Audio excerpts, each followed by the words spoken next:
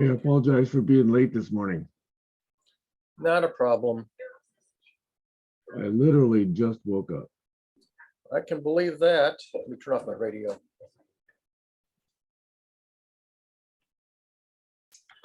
Gave me time to clue Heiner, and he had lost track of your Zoom coordinates, and I had to go look them up for him.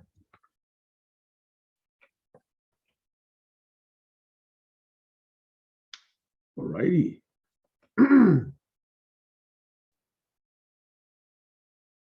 How is everybody?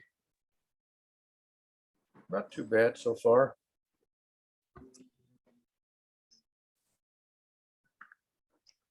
Here, Josh, Barry, Kayla. Welcome back, Kayla. I think we've missed you for a week or two there. I think she went camping last weekend, I think. Heiner, you're coming in again. You're gonna have 2 devices.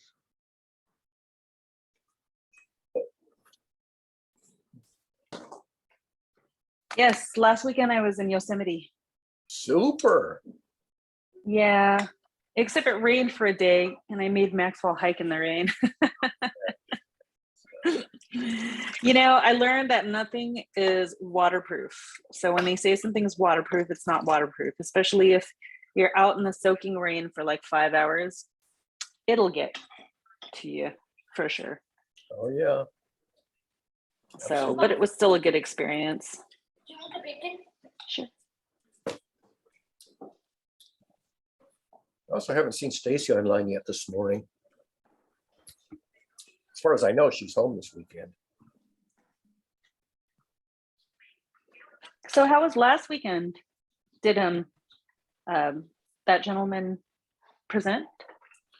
Martin, no, he is it fair to say he begged off? I'm not sure how to frame it. I think he did it because he didn't see enough people commit to the 4 hours that he was offering. That's my understanding. Well, at least he's Oh, that's a observant in shame. that regard. At least he's what? Observant in that regard. He observed the absence of enthusiasm without necessarily inquiring why, but okay. Well, he kind of did, and I kind of answered him. Yeah, and I kind of not sure he actually got the message, but okay. He did send me a note afterwards saying, you know, whatever you were saying to me, you should really listen to yourself. That was what he was telling me. Oh, that's ironic. You guys didn't see that? Maybe that was a private message. I don't know what's the matter with my voice today. You just woke up. That's what's wrong with you. You haven't had your orange juice yet. That's true. Haven't had my lemon tea. Lemon tea. Have I told you about my lemon tea habit?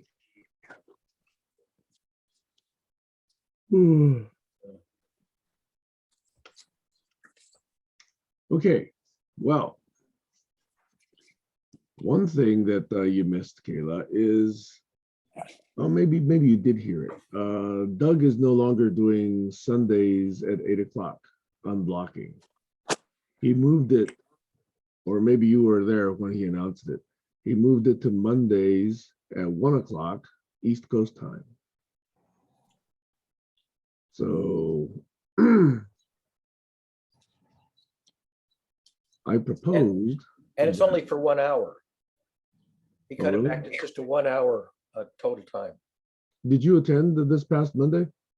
I did, and that's where he said it was only going to be for the hour. Were there non-GCC quote unquote people there? I don't think there was any non-regular, non-GCC people there. Don't hold me to that because I don't tend to memorize the attendance list.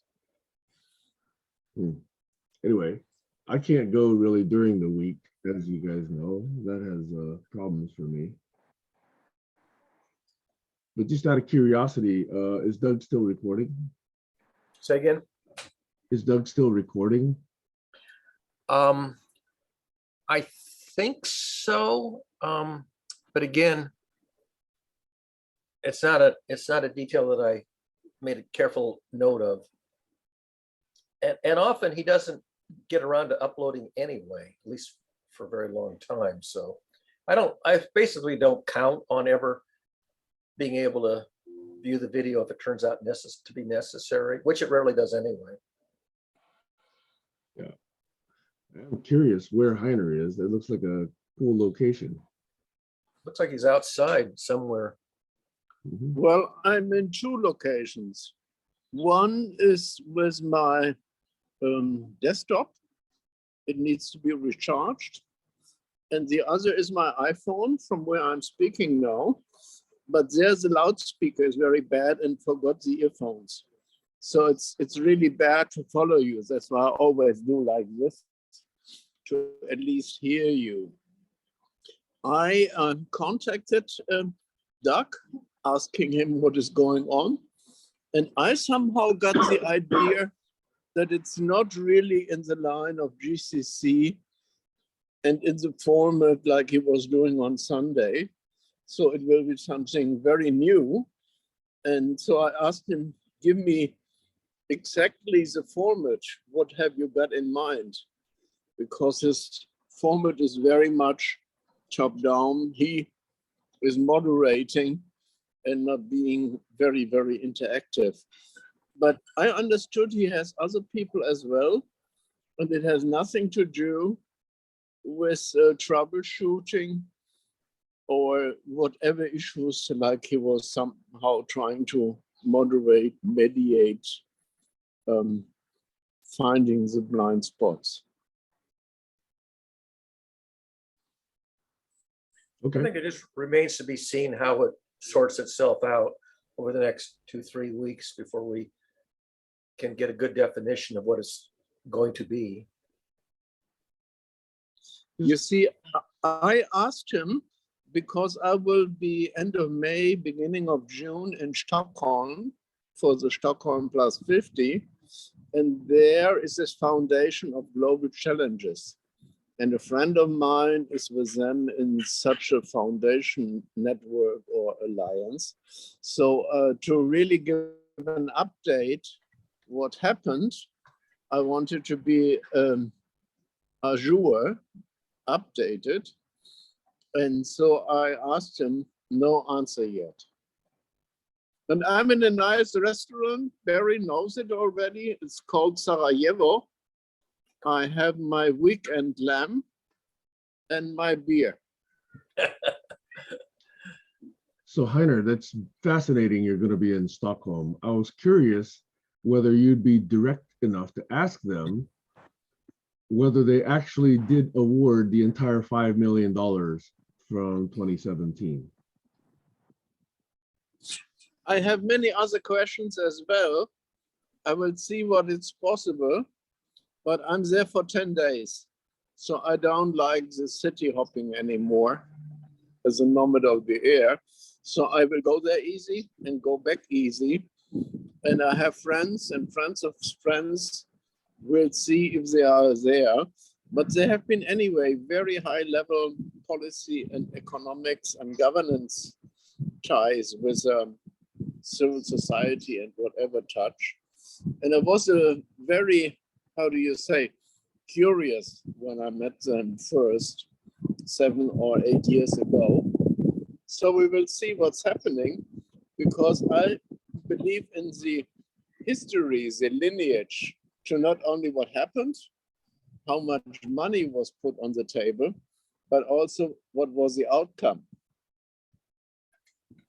Yeah, I'm going to send you a link to a somewhat controversial video that I watched years ago of one of the other people who submitted a proposal and found out that not all of the $5 million was awarded. And that's why I thought it was curious to actually see what came out of that. Okay, keep me briefed.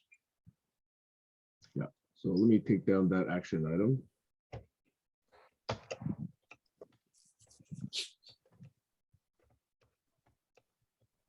Okay, all right. Well, this week, in fact, right around 2 or 3 o'clock in the morning, my time, just a few hours ago, I actually put together quite a few notes on a potential new forum, as I mentioned, that I might propose for Sundays. And so I was going to see if we should just discuss that tomorrow and just have this be a regular, free-flowing conversation. And people can bring up topics as they wish, as we wish. Or I could actually get into some of those ideas that I'm proposing for the new format. That's one way I could throw a few ideas on the table.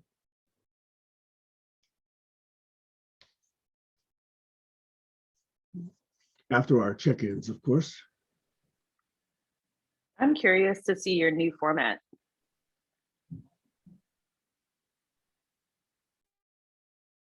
Okay, but first I'm going to do a check-in. My company is, again, back to asking me to go to California 1 week every month, starting this coming Monday. So I'm going to be there Monday through Thursday, not an entire week, because my CEO actually is otherwise occupied with a board meeting on the later half of the week. But he's asked for me to come down Monday, Tuesday, Wednesday, and part of Thursday for some pretty interesting strategic conversations. So the entire week and a half, this past week and a half, I've been putting together a proposed agenda for that. And it's changed quite a bit, but it's all been very interactive with the CEO. I'm probably talking to him at least once a day. So it looks like maybe in some ways he still finds me useful. So I'll be going to California, it looks like once a month approximately. Again. Other check-in. My friend here on the island, also the musician friend, Linda, has asked me to play a little gig with her on May 26th. And so it's just a little informal thing. Some bank locally is opening up a new physical location. I guess people are going back to banks now. And so for the grand opening of this bank, they want some background music. And so we're going to play a couple of hours of background music. So that'll be kind of fun. I'll be slowly easing back into playing again. Last year, we did 3 farmers markets, and that was fun. So winter, we didn't really do much performing, but looks like it's picking up again. And finally, last weekend, one of the reasons I've really been super busy on weekends is I've been trying to help my daughter up in Bellingham find a housing for school next year because they didn't get into the dorm lottery. And so literally we've been spending 4 weeks. I've been up there at least 3 times in the last 4 weeks looking for housing, helping her. She's got 4 other friends and they finally got accepted for a 5-bedroom house rental. But man, we probably looked at dozens and dozens, and online probably hundreds of places. It's very, very difficult to find housing in Bellingham. It's a college town. Probably half the people, maybe, it feels like, have something to do with the university there. And I'm starting to think, wow, that's a really good investment opportunity if you really wanted to be a landlord. So anybody here that, has some spare cash and wants to, I mean, literally these prices are going up. I can't believe it, like 12 to 17% per year over the last several years, these real estate prices in that location. It's really unbelievable. It's probably a little bit better than 0.01% you're getting at some bank. Anyway, that's my check-in. It's been really, really busy these last several weeks. And oh, by the way, one of the reasons I can't do part of Thursday next week is I got another webinar coming up. Last week, I think I did one. The last 2 weeks, I've done 2 or 3. Next week, I got another webinar. So a lot of action going on. Anyway, it's keeping me somewhat useful. Over for my check-in. I just want to say, Sam, I'm kind of enjoying our little conversation involving Richard Saunders, who used to call himself Poor Richard as a homage to Ben Franklin, about sort of the overlap between secular systems thinking as a modern discipline and classical theology as a kind of a classical discipline and finding the overlapping Venn diagram stuff.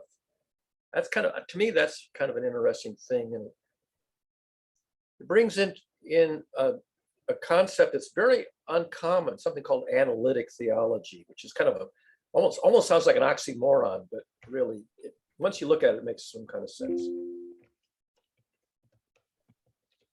No, I personally, in response to your item, have been enjoying that also. But I've always been curious when you brought up this term analytic theology, because theology suggests something very different than what you say that means. And that's why I posted those 2 definitions that I found. Yeah. And I understand that, they may be popular and misconceived definitions. Yeah. But it's still interesting that the big quote unquote authorities, dictionaries and Google these days, don't have that notion of analytic theology the way you've got. It's very rare. Even a lot of clerics never heard of it. People who do religious studies, a lot of them never heard of it and don't have no clue what it even encompasses. Where is this conversation?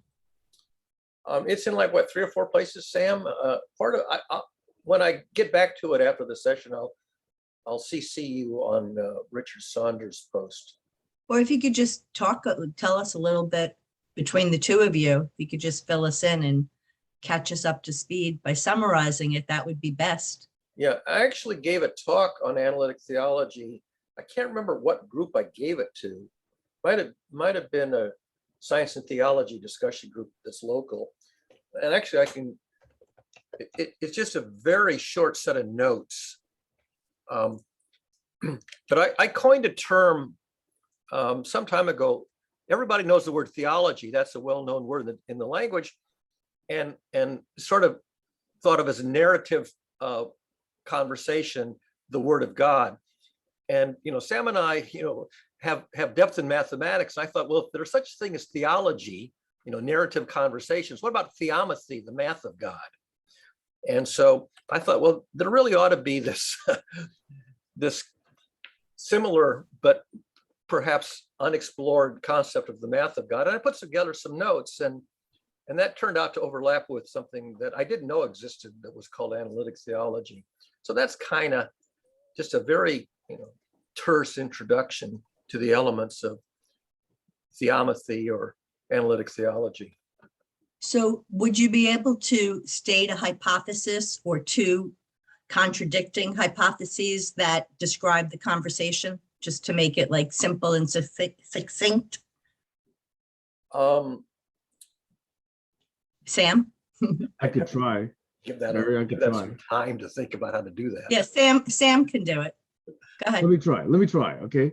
Because I may be getting this wrong per Barry, okay? But my understanding is Barry is saying that if you actually expand the notion of theology and really look at systems thinking in that context, then you really arrive at what appears to be Barry's notion of ethics and ethical behavior, and what Barry calls the calculus of ethics, okay? And my understanding of that is that that's kind of a reach. Number one, I agree that if you really think systemically, that you do come up with ethics. I firmly believe that.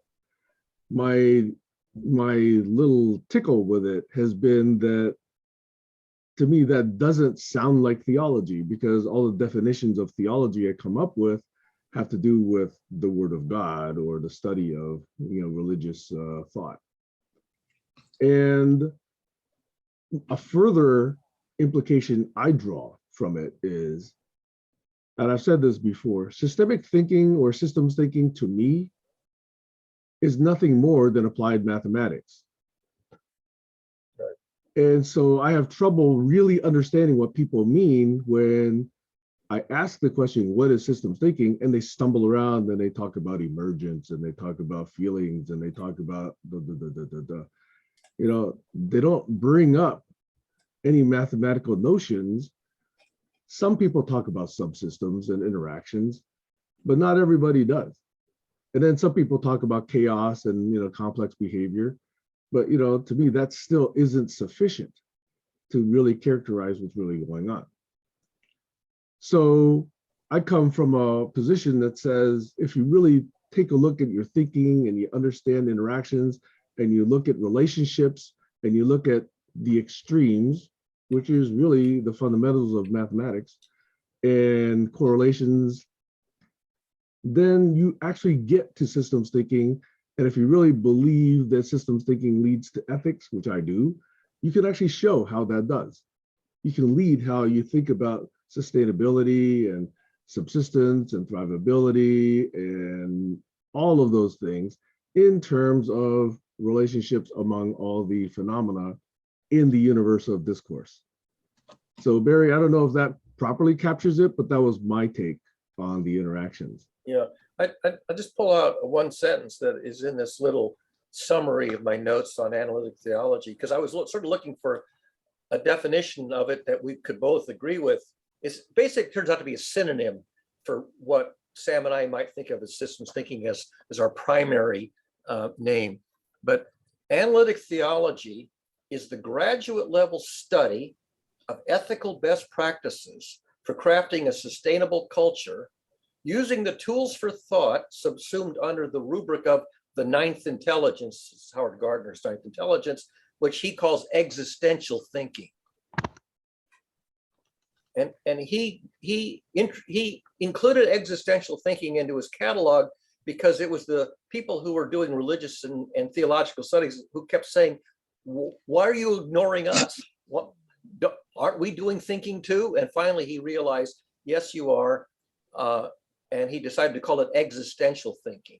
So that's sort of the term that kind of overlaps the analytical stuff that Sam and I grew up with and the sort of the philosophical side of it, that predated the mathematical analytical components. So and I found a Venn diagram, which is included in that link I gave. So the Venn diagram shows topics covered by analytic theology. Systems theory or systems science overlaps with traditional narrative theology, revealing that a substantial portion of classical theology is amenable to secular model-based reasoning in disciplines that include sociology, psychology, anthropology, philosophy, neuroscience, cybernetics, and cognitive science. So that last set of terms are fairly modern, but they reify and overlap and expand on and clarify the beginnings of that kind of thinking, which goes back to theology and sociology and anthropology and things like that. So it's a collaboration across many disciplines, which is what systems science does. It brings seemingly disparate disciplines and finds the overlap. And I think that's worth looking into, because it says we're all trying to solve similar problems, but coming at it from different directions. We're going to meet at the crossroads eventually, I hope. See, to me, those ideas are all valid, except that I disagree with the need. It's a small discomfort. Like I say, it's a tickle. I disagree with the need for a new word for it. Because if I look at a number of different disciplines in just one domain, and I'll talk about the domain later, okay? But if you take a look at all the different words I'm about to say, okay, like physics, like chemistry, like biology, like psychology, like, all the various metallurgy, like, material science, like, astronomy, cosmology, etc. All of those have their own field of study. And yes, there are people working across those domains of study in this larger field called science. And so I do wonder why there is a need for this term, applied or analytical theology, because to me, I already see it happening in many different places. So maybe the term is useful historically, but that's why I say the definitions that I see don't even reflect that understanding. Yeah. Maybe I'm not going to the proper places, but that was my reaction. I find it useful because when I ran into life problems in real life, where my, high grade education in the STEM disciplines left me, pondering, I don't know how to solve this problem. The source that I went back to were my religious studies, saying, can I find any guidance or insight in theology that's going to address these problems that my STEM education is leaving me hanging? And when I looked at that, I found, yes, there are there's some wisdom and sage advice there that I should pay attention to. And when I thought about it, I go, oh, but I can do the same thing with my STEM education. I can begin to integrate the two. And I thought, that's interesting. And then I began to look for more stuff that originated in the literature of theology. And I go, holy shmoly, that's graduate level systems thinking. I took a math course in that. So for example, bearing accurate witness, which is in the 10 Commandments, that's the fundamental theorem of feedback control theory. You have to take accurate measurements of the true state of the system, or your feedback control system will go haywire. Criminally, they had the feedback control theorem in the 10 Commandments, or at least, the key part of it. And then I began to look for others, and I found lots of other things where the ideas appeared in literature, in theological sources, and then were reified by modern analytical systems thinking mathematics. So I thought there's something here that's worth looking into. Go ahead, Sam. Barry, while you're speaking, I just had a weird thought for probably the smallest club in the world, okay? Maybe just starting with you and me. And that is, it'd be fun. I don't say it has to be exclusive. I'm just saying probably very few people would be interested in doing this. But it would be to take some memes and ideas from any place, whether it's literature, whether it's wisdom, whether it's success industry, whether it's theology, whether it's whatever, and express it in terms of systems thinking and analytical theology and ethical reasoning. Yes. Because I think it all can be. Yes. It all can be. And it's worth doing. Yes. I want to be there. That club was made for me. You don't know me at all. In fact, every meme that I've been posting for the last 13 years, in the back of my mind, when I've been posting it, I've been thinking, okay, so what would this really look like when expressed in mathematical terms? It's a weird way I think, okay? And it's underlying every one of my posts everywhere, whether it's there, Instagram, Twitter, any place. Yeah. I've never encountered anybody else who's been that interested in relating things in mathematical terms and systems thinking terms. So you're the only one. I'm not saying there aren't any, I just haven't come across many like that. There aren't many. But I think Richard Saunders may be, again, attracted to this concept because, like you, he sort of leaves aside pediatric theology, the version that you learn in kindergarten. And the point is that if you go all the way to the Graduate School of Divinity, like Boston University, and you listen to the sermons of the Sunday morning service at Marsh Chapel at Boston University, you go, he's just doing deep reasoning.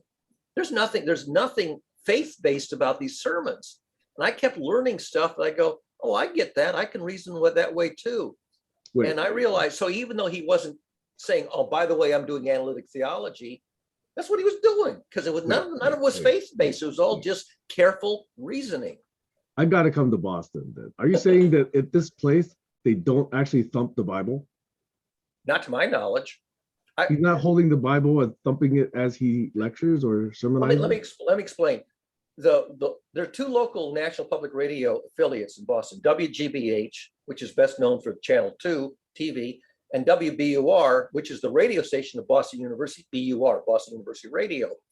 And for the longest time, they set aside an hour on Sunday morning to just broadcast the service at Marsh Chapel, which is led by the dean of the School of Theology. And by the way, Elie Wiesel was in that same school. And so from time to time, not on Sunday morning, but typically in an evening, they would have one of the lectures by Elie Wiesel for an hour. So I was listening, and again, Elie Wiesel is a great storyteller, but he was trying to impart sage wisdom using these stories as the medium to introduce these deep reasoning, these deep concepts. Yep. And so I really enjoyed listening to these Sunday morning sermons, and I learned a lot from them. And nothing was faith-based to my way of thinking. It was all just carefully thinking things through. And I didn't realize that there's actually a name for that, analytic theology. I only came across that term quite recently. And these are all recorded, I'm presuming, these sessions? Yeah, the sermons from Marsh Chapel there's a podcast webpage where you can find them all. And I've gone to it because I remember the first time I went looking for it, the dean of Marsh Chapel used a word, it's a Greek word, I think, and I'll spell it ACEDIA, acedia or acedia, and it means spiritual torpor. You sort of become not only dispirited, but you're sort of stuck in a state of spiritual torpor.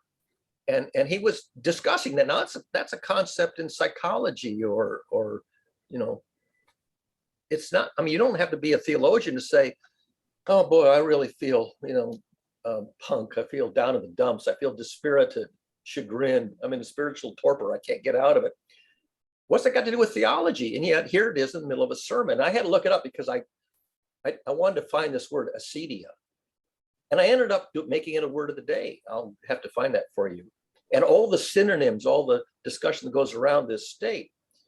And so you can get in a funk. That's not theology. It's just reality. Go ahead, Sam. Let me ask you this, because it connects to a thing that I'm going to ask about.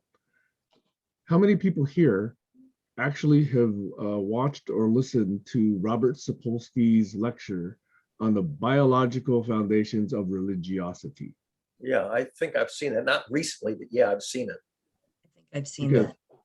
it is fascinating. And I think it has really interesting characteristics of people who have this opposite of torpor, which is religious fervor. Enthusiasm. Fervor. Yes, extreme enthusiasm for religious. Look at the etymology. Enthusiasm, en, theos, suffused with the divine spirit. Literally, that's what the word means. Now, we use the word enthusiasm in a perfectly secular, non-religious context, and yet its root is suffused with the divine spirit, and theos. But here again is a way to practice that etymology in terms of your domain, which is analytic theology. Right. People used to think that divinity and divine energy was where we got life, right?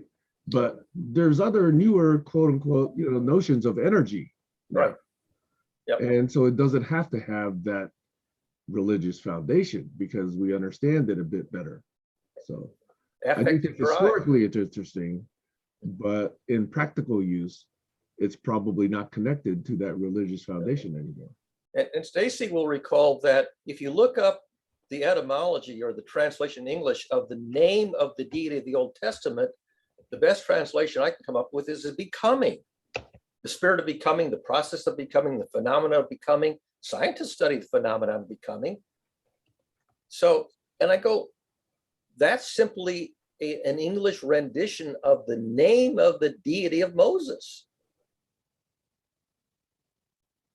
Is that theology, or is that just, you don't want to live a life of conduct unbecoming? That's not what you want. You want a becoming practice, right? So at the risk of ping-ponging, which I know we're already doing, an example of what I'm saying we could do in a fun way, Barry, is to look at becoming, a very small example, becoming and entropy and enthalpy, okay? And really look at what becoming is in that context. Exactly. Okay. That would be analytic theology. Would take a word that really is the English translation of literally the name of God, at least in the Jewish Old Testament, and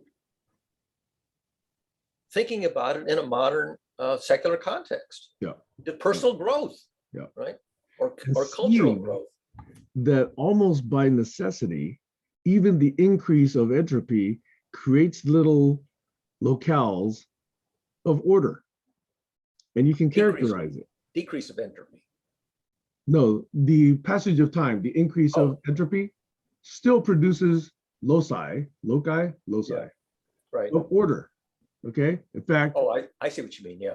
life is an example of that. Yes, I get that. Yeah.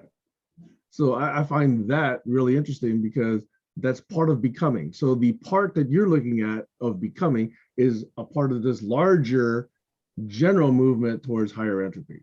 Okay. Right. And yet you can still find evolution Yes. inside it. And I've written about that too. Fixed point theory in mathematics speaks to what you're just talking about. How do you converge to a fixed point? By a recursion that converges to a fixed point. And that phenomenon, which is 20th century mathematics, is kind of arcane, but it answers how can a system that's driven by entropy converge to a fixed point? And yet, mathematically, we have a theorem, Brouwer-Kakutani fixed point theory and all that stuff. Who's ever heard of that except, a few of us who delved in some higher mathematics? And yet, a lot of algorithms in mathematics rely on finding an algorithm that converges to a fixed point, a recursion. Yeah. Now, when I say that, I'm sure I leave a lot of listeners in the dust, like, what the hell is he talking about? I don't know these words. But yeah, that's why analytic theology is such a rarefied subject. You have to use some pretty advanced mathematics. So Barry, here's an invitation. Okay. We can, invite Stacy also. Let's actually start a conversation. It doesn't have to be every week. No, that's not good. Well, let's take some of these things and relate it to key foundational, mathematical ideas and expressions. Yeah. Now, I have That to would warn be you. fun. That would be I fun. have to warn you. I've written probably a dozen, short blog, 2 or 3 page articles on each of these components over a period of, I think, 30 years. Yep. So I've got a lot of written material, not a lot, but a lot of succinct pieces, which are sort of scattered over time and space and in my writings. Mm-hmm. And I have to be careful not to dominate it because I really want people to construct this without me sort of downloading it. Hey, I'm welcoming you to download it because you've actually taken the time to express it. But I'm also very interested in questioning its expression. Not that it's wrong, but questioning so I can understand it. Okay. Or restate it in your own terms so that your restatement and my statement don't disagree. Right. And I looked at people like you and Stacy and others to take sort of a graduate level narrative, which has got a lot of math in it, and present it for a more general audience. This is where I have a shortcoming. I tend to write at the graduate level, and so I lose like 95% of a potential audience because I'm too abstract. So when you try to bring this down to a more concrete level, one of the ways that people do that is they write stories, morality plays and stories, and then they say, oh, but that's just a made up story. You can't use that. No, you want to use the math, but I don't. The math is over my head, and you get this gap. So I look at the stories and I say, can I extract out the abstraction, the math, and then sort of somehow show that if you don't like the stories, here's the math. If you don't like the math, here's the stories, but assert that they're presenting the same idea, just at different levels of comprehension. And I think that's what needs to be done. You need to take the story, then come from the other side and draw the dots. Yeah, That's right. Take it in small chunks too, Right. because in between there needs to be a time to breathe, to absorb, and to add any perspective that might not be there. right. But you can't take the allegories of the stories literally, because then you stop believing them. And a lot of the scriptural stories are allegories or parables. They're examples of model-based reasoning using story as the model. And then you say, but if I take that literally, then it's nonsense. Well, yeah, don't take it literally. This is poetic metaphors and allegories and parables, model-based reasoning without using any mathematics. And by the way, there's a great quote. You've probably heard me say this before. It's from Umberto Eco. He says, wherever we cannot express a theory, we must narrate a story instead.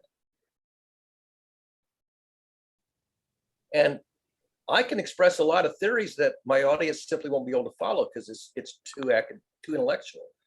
And then I say, well, then can I map it into a story? And I say, I'm not very good at that. But other people are. And there are very few people who can, jump back and forth between expressing an arcane analytical technical theory and also come up with a really good narrative that doesn't do violence to the theory, that people can understand. That's the challenge. That's, for me, it's a frontier. Probably for a lot of people, it's a frontier. I think that's probably one of the core skills in teaching. Yes, absolutely. Absolutely. Find an analogy that you can use with a student or an audience that they'll understand, that they can relate to the analogy, and then point out that this analogy has an abstraction which may be arcane, but it's generalizable. Okay, I know you and I are dominating the conversation here. Yeah, we should shut up and let other people process and react. Anybody else want to check in? Because I always have a response to whatever Barry says. Not because I question it, but because I'm just fascinated. Hey, Josh. Hey, Sam. Everything you guys are talking about is kind of what I grew up with, and that's exactly the book that I wrote when I was 5 years old. The book about life was, I know it sounds silly, but that's exactly it, because my dad was a writer and we were living in Cambridge between, Harvard University, MIT, and BU, etc., all the different amazing schools of theology. The Theosophical Society is based in Boston. And so I wanted to express the way I understood analytical theology in my own words. So I came up with a bunch of if that, then this kind of statements. For example, one of them I said is, if you care about someone, they'll care back about you. And you can argue that till the cows come home. Oh yeah, I don't believe that's true, but it is a basic axiom of mathematics. If you put that energy out to someone that you care about what they're saying, then usually they end up caring back about what you have to say. And another where, there was a book written, 7 Habits of Highly Effective People. It said, seek first to understand, then to be understood. So you can tell these stories till the cows come home. The basis of the Bible, the first in Genesis chapter 1, where it says, God created light, in the sacred geometry framework, that's the Vis a Pisces, the 2 circles coming together, forming a mathematical understanding of light itself, mathematically. And it can go way over people's head, that how is that light and how does that math translate into what light actually is? And then why are there 7 circles that form the first visual, which is the flower of life?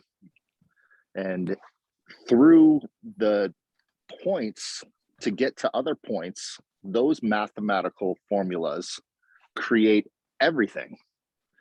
So you can start drawing points and get to higher math, which is 4, 5, even 5-dimensional math with what's that I was tesseract is the word I'm looking for. The cube within a cube. And Barry knows what I'm talking. Yeah. 4-dimensional cube. Yeah. And so in that relationship, one of the people that came across in my life that I found really fascinating happened to be known as Malcolm X, El-Haj Shabazz Malik. He changed his name before he died when he went on his pilgrimage. But he was very good at using logic and reasoning. And I remember that in my intro to logic class in my first year of college. if that, then this. So he would say, if you stab me in the back 9 inches and you take the knife out 5 inches, you didn't do me any favors. You shouldn't have stabbed me in the back in the first place. And that kind of logic really resonated with people, especially when they were going through civil rights movement and understanding why white people treat Black people a certain way. And that kind of logic reasoning in verbiage, you know, the 7 days of God creating everything, is a metaphor. A lot of these things are just metaphors. And when you try to put it into just, no, that's not true, they didn't say that, you're missing the metaphor. And I think you can get as meta as you want with this type of conversation. So I would advise both Sam, Stacy, Barry, if you guys are really going to go into analytical theology, it can get really meta, like Absolutely. Yeah. super abstract. Yeah. By the way, when you lived in Cambridge, I don't know if you ever visited the MIT Coop, the bookstore at MIT. That's where I sold my book, right in front outside of where the little chapel was. One of the most popular articles of campus clothing there is either a sweatshirt or a t-shirt that says, and God said, and then there's Maxwell's equations, and then there was light. That's a very popular piece of art. And I have a very ratty old t-shirt that I bought there to wear when I gave a talk on this kind of material, this systems thinking, emotions, and learning, and how it all ties together across multiple disciplines. But yeah, and God said Maxwell's equations, and then there was light. Tesla said something like that. This God that people talk about is the nature that tells you the laws of physics. He basically equated, and Jefferson's, used the term nature's God, and Einstein used the same kind of concept. So God was just a placeholder for some underlying reality, discoverable reality that determined how the universe came to be with the elements that we observe in it and can model mathematically and scientifically. Yeah, and pretty much all religious text does that. In my experience hanging out with Buddhists, it always went into a deep quantum physics conversation. Right. And I got to meet Amit Goswami, who wrote The Physics of the Soul. Yeah. That was his famous book. And usually, if you go as deep as you can into theology, you end up somewhere in the realm of physics and mathematics. Exactly. In fact, see, Buddhism doesn't have a deity. Buddhism and Taoism are two of the pseudo philosophy religions that don't have deities. But in Buddhism, if you go to sort of what's the highest value, the most high value in the system, becoming enlightened, becoming aware. So again, you got the word becoming, but specifically enlightenment or awareness is sort of the highest objective. So you can name your deity becoming aware, becoming enlightened, or just becoming, or you can simply say the abstraction of becoming is our highest value in a secular abstraction of the hierarchy of cultural values. So what Judaism says becoming is our highest cultural value. In Christianity, it's salvation, but salvation from failing to become. So if you translate the name of the central character of the New Testament, you get that the process of becoming is what will save you from going down the tubes, from going to hell in a handbasket. So parsing these names of deities is a very useful thing to do, and it demystifies, demythologizes, and secularizes the teachings. Question is, do you want to take the teachings on faith, or do you want to construct the teachings from deep reasoning from the ground up?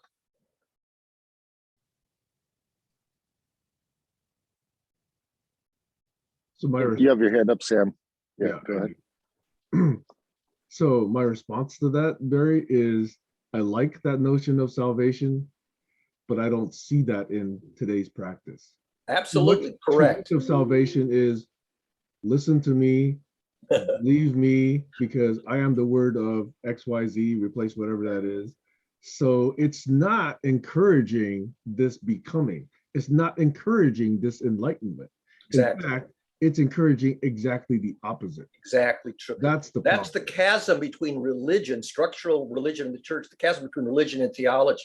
Theology is the abstract principles, but when they reduce it to practice, they ossify it in a very set of kindergarten level rules. And that's a huge mistake. You know, you talk to people and they say, well, I don't want to do the thinking. I want somebody to do the thinking and tell me the answer. That doesn't work. Sorry, you have to learn to do the deep reasoning. That is anti-becoming. Yes, That is absolutely. anti-salvation. Absolutely. And yet, that's where the money is. Okay. Look at the mega churches. Look at the Exactly. mega, Right. channels, and just how much people want to send these so-called, I can't even use the word. The clerics, and even in the New Testament, the central character of the New Testament is always railing against the hypocrisy of the clerics. The clerics are preaching one thing, but they're not practicing it. And this is the thing we had a week or two ago. Somebody wants to teach a course on life skills, but isn't practicing them in real life. So the hypocrisy, it's visible to the observer. And even in the New Testament, it's that don't be such hypocrites. If you're going to if you're going to preach a theology, practice it, make it a way of life. And that turns out to be hard to do. We talked about this last week. I can subscribe to the protocols of the scientific method, as many scientists do, but it's very, very challenging to adhere to them religiously, piously, without making mistakes that depart from the protocols and not really realizing that you're, quote, cheating. I guess Josh, then Heiner. Go ahead, Heiner. I'll go after you. Turn on your mic, Heiner. I really enjoy this conversation, and they even have a little bit AC/DC power now. I would like to have this conversation about narratives, metaphors, models, cultural expressions with UNESCO and with UN, together with one of the guys for my 70th birthday. His name is Luca. He is running the Orthodox Academy, and he is for 30 years with the Council of Churches. And there we had all these discussions already, which kind of expression and what are these images, what are these narratives, these patterns are hiding. So going onto the deeper level, I just wanted to tell you, I love to hear you, and we should maybe make it another session, especially when it goes into eco-spirituality and the pagan and the indigenous and whatever dimensions. This was my word for the Sunday. I will run now to my place, and I really try to listen to you a little more. Wait, Sunday or Saturday? It's my word for Sunday. Today is Saturday. Are you going to join us then tomorrow for Sam's new venture? I don't even know which URL, which Zoom room. Same one. We'll use this one. We'll use Sam's Zoom coordinates again tomorrow at the same time. You see, normally I don't know what's happening after breakfast. And sometimes I'm missing breakfast. So I can only try. If you can make it, join us tomorrow at the same time for Sam's new Sunday. We adventure. try to walk the talk and not all this bullshitting with all these new buzzwords.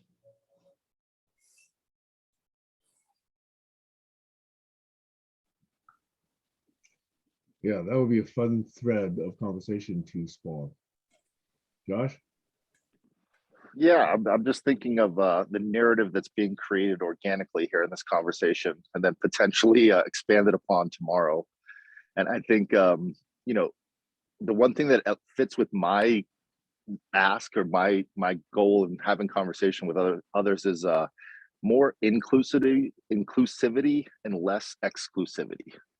So it's very easy to make a framework of something that only a few would like. It's very hard to make a framework of something that everyone can be a part of.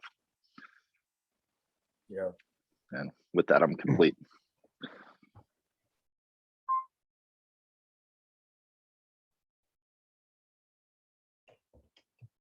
For me, I'd have to lean into what's implied by each of those terms before I actually agree.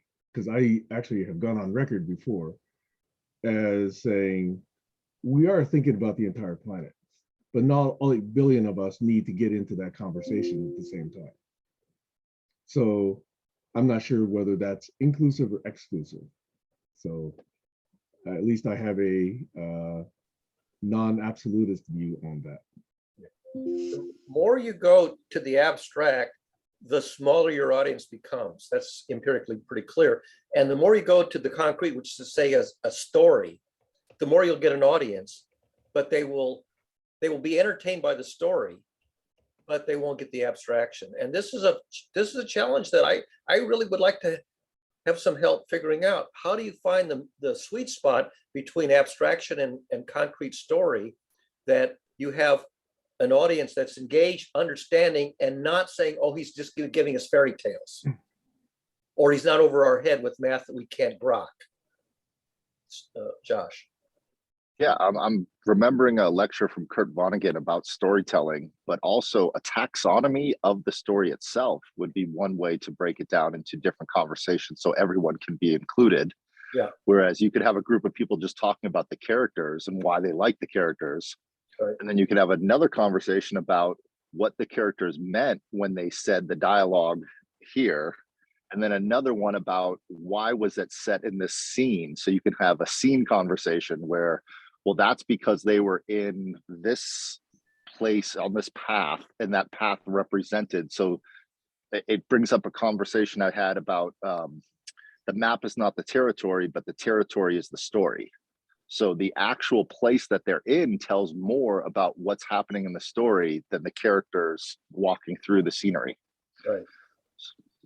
So if you could use a taxonomy and break the story into separate conversations, then everyone could, it's easy for everyone to say, you know, oh, who's your favorite character? That's usually the most conversation after the end of a movie. Hey, what scene did you like? What was your favorite scene? What was the dialogue that caught you? And then some people are talking about, you know, but what were they wearing? Oh my gosh, those outfits. Wow. So I think it is possible to do it. I just think it takes a little foresight. And I think we've tried before to put up like a bulletin board system, but we could never get the taxonomy so that the conversations could continue. And that was the hard part, is if we could make a standard taxonomy that relates to every story, that would work. And I have a contribution to that. It's again another blog post that I did, you know, umpty dump years ago that just speaks to what you're just asking for. We could have an hour on that one someday. Heiner. Yes, I'm thrilled. You see, what is warm data? What is warm information? What is warm knowledge? And I will probably have a conversation with Nora Bateson early June when I'm in Stockholm. And I think all these issues interweave. And yep. One calls it aspects, the other calls it eyes and whatever. And Nora, through her sister and her father, were really learning as a young girl to reflect all these mindsets. And so if the date is clear, I will keep you informed, and I will try to come on Sunday. I have to leave now, and I really enjoy you guys. You are the last cohort of GCC. Something else is dropping out. Or maybe we invite Tammy in again. I prefer to think of us as the first cohort. The first and the last. The last shall be first, the first shall be last. No, the first, you know, there is a previous first. Yeah, first is not necessarily true in the sense of the origination, but as it takes form, we are potentially the first adopters of the new form, which was an evolution, a becoming. I So- have the same discussion mid-May and end of May about the roots of the problematique or the global problematique developed before the Club of Rome, and then the Club of Rome took over. All these people with terms and turfs and throwing everybody else into the gutter or into the street or wherever. It is always the same. And if we not just come to a taxonomy, but how do you say? Verbiage, terminology, glossary, whatever is not enough. We have to dance it. Yes. Anyway, see you Sunday. Hunter, before you leave, my reaction to that is it's natural. I actually think it's not a problem anymore because even taxonomies have baked in models already, essentially, cooked into the taxonomy itself. So just to say, oh, let's just agree on a taxonomy and let's put everything on that taxonomy kind of already is a buy-in to certain ways of thought. And that's why I think all these smart people are saying, hey, what have you considered? Have you considered this? Have you considered that? Have you considered something? And that's sense making. This is the storming before the norming. And we've had decades of storming in this area. We just haven't begun to norm yet. So we're far from performing. You see, Yeah, storming dogs. That was a cat. you Not a see, dog, that was a cat. you see all this norming and standardization and harmonization has to come together. And we just had 3 days with the World Academy of Arts and Sciences actually about this. They are not leaving their, how do you say, their little box they're in. And when I tell them to do both, step out and go in, breath out, breath in, have it multimodal, they cannot avoid.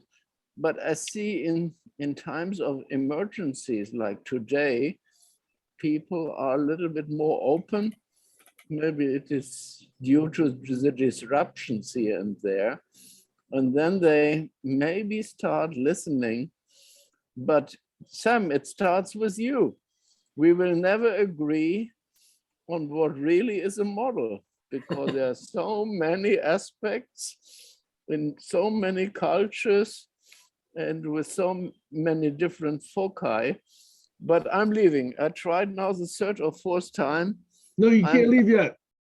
I have a response to that. No, I have a response to that, Hunter. no. Okay, just one word, not a lecture. Micro models. We'll talk about micro models later. It's very, very Google and Stanford of you, Sam. Micro models.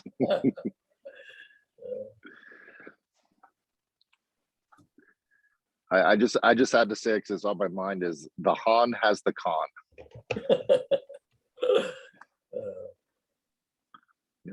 But that's a great way to think is put it into micro models, put it into moments and smaller things that build up to the larger things. I do like that thinking. It's one reason, for example, why when Colin says he's been mapping what's been going on here, and I know I'm talking about Colin and he's not here, and he says, here's my map, and it's got 4,000 nodes in it. It's hard to, just wrap your brain around it or even figure out what's going on there. But if you were Colin and you saw what it was 5 years ago and how it grew and how this branch grew, how this got connected to that and what these colors mean and whatever, then it makes perfect sense. But not everybody has done that. Only Colin has done that. That's why if you take pieces of it, very small pieces, way more understandable, right? Way easier to wrap your mind around that. Then you take another part of it, then you take another part, and then later on you connect this one with that one, okay? That, I think, set of micro models and micro integrations, micro aggregations is a great way to go through what somebody else has done, which is much more magnum opus, okay? Which leads me to what I was saying when I actually first raised my hand, which was this notion of a knowledge base at one level, but how to present a knowledge is different knowledge at a, you could say, higher or a meta level, because the how to present requires knowledge of the audience. If I was going to present something to Barry, I would use a different way of doing it than I would present to my daughter, or I would present to Maxwell. You know, I would use a different terminology, model, pictures, language, even duration. I know Barry could probably sit through a 75-minute, you know, oration on the intricacies of one thing, but I'd have to cook it down to like 30 seconds if it was my daughter or Maxwell. Okay. And it's a knowledge of who you're trying to reach that's independent of the actual knowledge you're trying to convey. That's the key idea I call mentor. Touring someone through knowledge or touring someone through a mental model is why I call it mentor, T-O-U-R. Yep. And that, to me, is what I was trying to apply to Barry's idea of analytical theology, which is, Barry, you're saying not very many people get it, not many people think it. The true test of whether you understand it then is, as Einstein said, right? If you can explain it to a 5-year-old. If you can explain it to a 5-year-old, you probably understand it pretty well. Right. You know?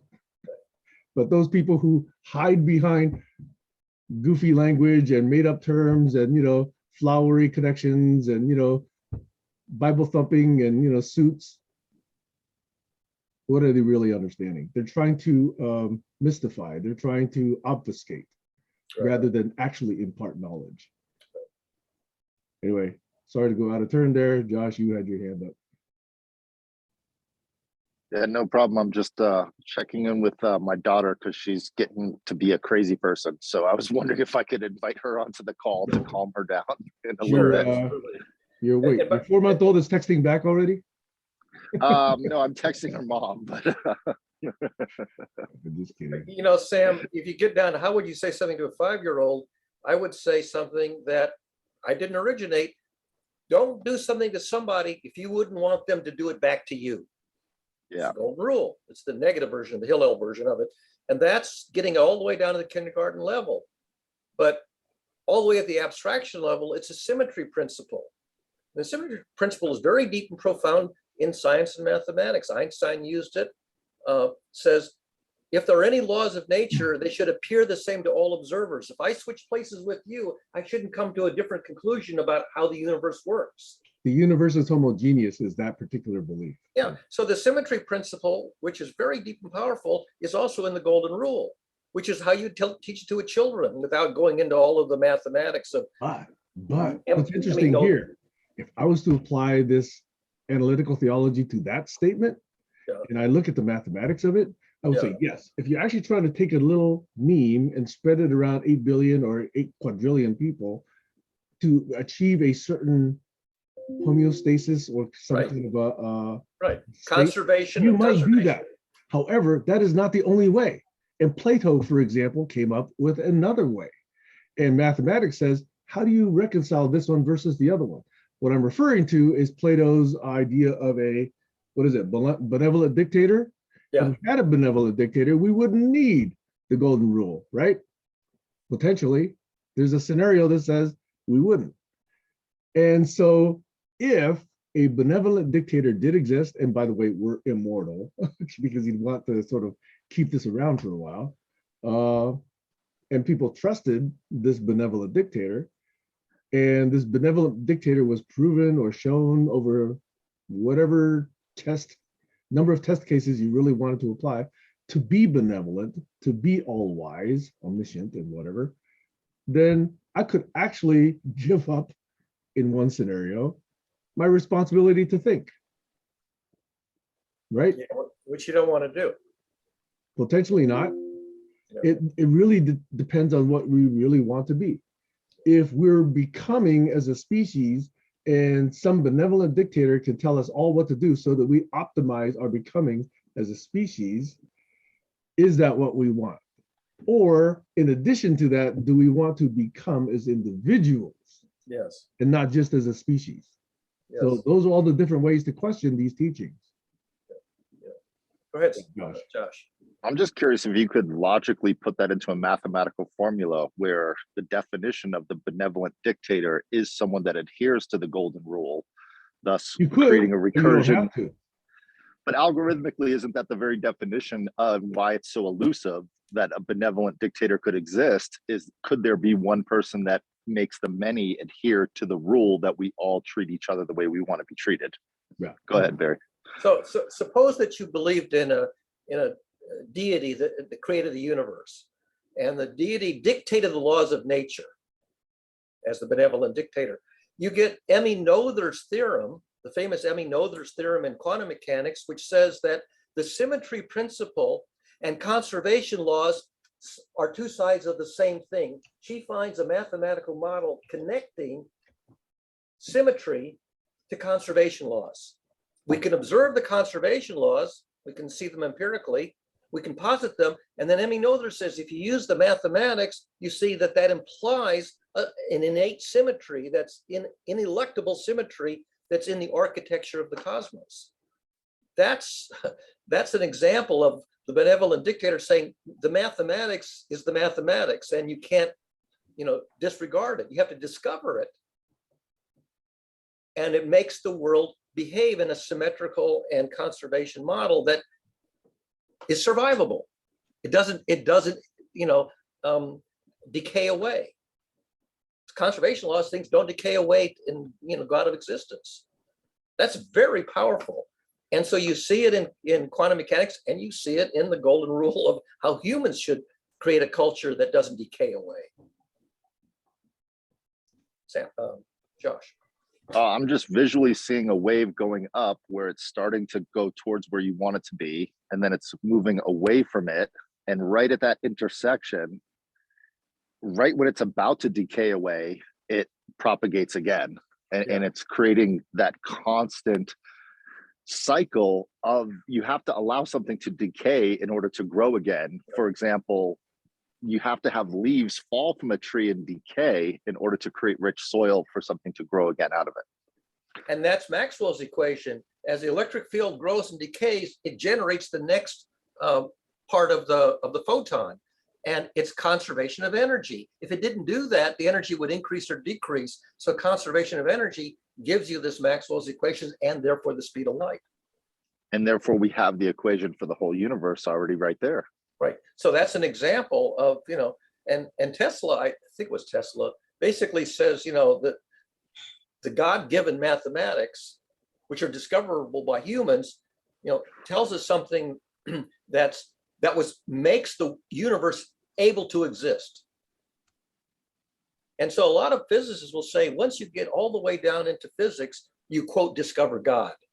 But the God is the God of nature, the God that sets the laws of nature such that the universe is possible and can exist and persist. What do you think, Stacy? I'm frustrated because I can't put into words what I want to say other than I'm just going to say the word triangle. That word has to be put in, and I couldn't explain the so many ways it needs to be put in. So I will leave that to you. I'm sure if Alex was here, he could put in the triangle. No, but so let me just go to when Sam was talking about the benevolent dictator, because that might be a good human way to see it. If as an individual, we all have a blind spot, we absolutely need two other mirrors on each side to get the whole picture. Right. That's the kind of triangle I'm talking about. That scales up and out. That's for every situation. So the way I think is that every situation should be looked at in terms of the flow of energy within a triangle. And again, these are the best words I could use. And it's always been frustrating for me, which is why, like, I did gear towards Barry. And I've always been looking for people that had the mathematical ability that I do not have, but that would listen to what I do have, and I'm looking for that intermediary person that can, take it all together. Again, a triangle. Yeah, so it's been a little bit hard to listen to. I do want to say, Barry, you put up the blog spot, you wrote, "This is my concise contribution to your taxonomy part of the story." And I very quickly read it. To me, that's a perfect place to start. I looked at that thing and I could see 10 different conversations. And I had an aversion when I heard Sam say, "And we take people on a tour," because so for me, I think part of, we're all born, I believe that we all want to create and we all want freedom. And part of the challenge that we face is that that's the one thing we have difficulty allowing others to have. So we say, treat other people the way we want to be treated. And yet I constantly see people not thinking about the choice they want to express and trying to impose it on other people. So rather than take people on a tour, I'd rather bring people to the landing, have them figure out their own way of the directions they want to go. So that's the best I can say. Getting back to the map and the territory, think of a tapestry. Old days, you used to make these giant hanging tapestries. And there was all these little scenes, there's a little scene here, a little scene there. And when you look at a tapestry, you can take a journey through the tapestry from one scene to the next. And that journey is a story, but it's one story. Then you can start somewhere else in the tapestry and find another journey through the tapestry and come up with another story, but it's all part of the same world.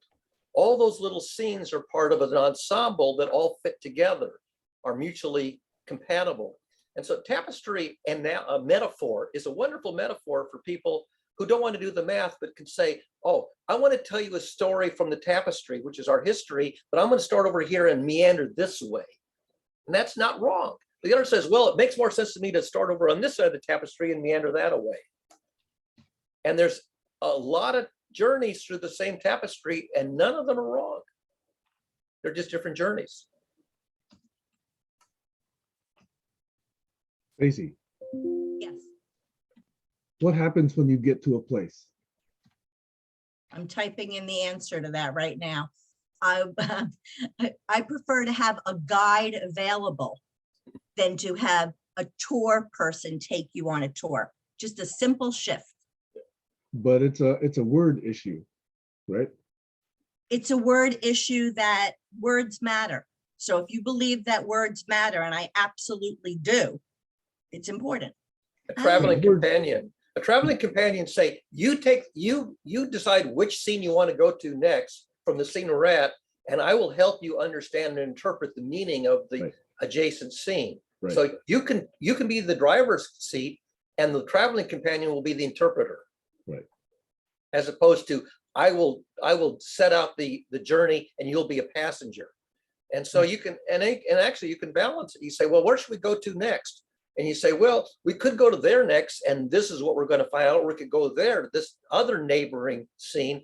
And so collectively you decide what tour you want to go on jointly. And each one helps say, oh, I saw this feature of the scene and you saw that feature of the scene.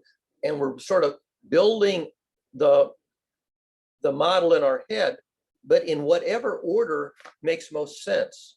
Right. It's like assembling a jigsaw puzzle. What order do you want to find and attach the next piece? Mm-hmm. Exactly. My point is that when I do go to a place, let's say the Smithsonian, right? There's many ways to tour, quote unquote, the Smithsonian. I could have only 5 minutes before I have to get back to work and I want to just see one thing. I could have 30 minutes as a casual lunch. I could have 4 hours because I'm really fascinated. It takes me $3,000. I only get to do this once every 10 years or whatever, okay? So I do have my way of saying, oh, I want that tour guide, or I want this tour guide, or I want that tour guide, right? So I don't see a need, and I'm specifically trying to make this distinction, to quibble between the word tour and guide. I don't see it. The fundamental notion is it's specific to what you want, you, the audience of the Smithsonian. And even though there may be many guides available, you know that you want this particular time frame, this particular budget, that particular kind of thing. Maybe you don't want to dive into the tank, so you don't want to get into this oceanography suit. So those are all different ways to select how you want to engage with the knowledge. Right. And if you're not paying, you don't get that choice. Maybe, but what I'm saying is that the notion of having a tour personalized for you is above and beyond the actual knowledge itself. There's quantum physics, and then there's ways to introduce quantum physics to various different people. You, me, Maxwell, etc. Those are all different ways to do it. And I'm saying that requires a degree of sophistication that's different. I'm not saying better, but different than the degree of sophistication required to come up with the knowledge itself. It's very different.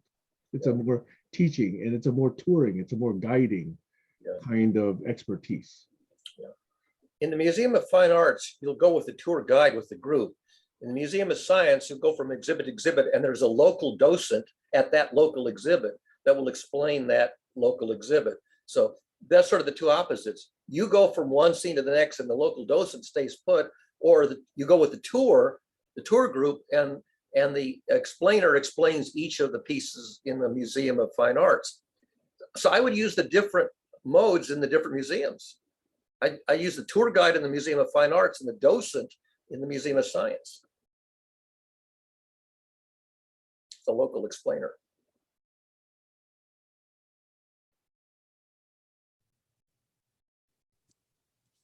I think if it's okay, I think this little one wants to say something. You want to contribute to the conversation? They can hear you now. I turned the mic on. Go ahead. You say, hello. Hi. Hiya. Tougher than explaining to a 5-year-old is explaining to a 5-month-old. Can you explain it to a 10-and-a-half-month-old? What's your daughter's name? Ayana. What's your name? Hi, Ayana. Hello, Ayana. Is she walking? She's trying. She's standing up on things. There you go. There you go. What's in your hand? As soon as she saw everyone, she went, "Whoa, I'm ready to talk. Let's go." I know these people. There's an example of the process of becoming right in front of you. Real-time becoming, Hey, now wait, I resent that. We're all examples of it. but high speed. This is a high rate of change becoming, as opposed, we're relatively slow rates of change at our age. Ay, ay, ay, ay, ay. I think you said it best. All right, thank you. I think that was it. Yeah, anything more? Okay, we're complete. Say complete. Okay. Yeah. She was asking, what does complete mean in this context? You nailed it, Sam. Exactly. Lifelong process of learning is never complete. Yeah, I mean, Piaget looked at his own children and watched them learn and grow and develop theories of learning. And you can do that best with children. Because if you look at adults, you don't see a high rate of learning. You can document increments of learning.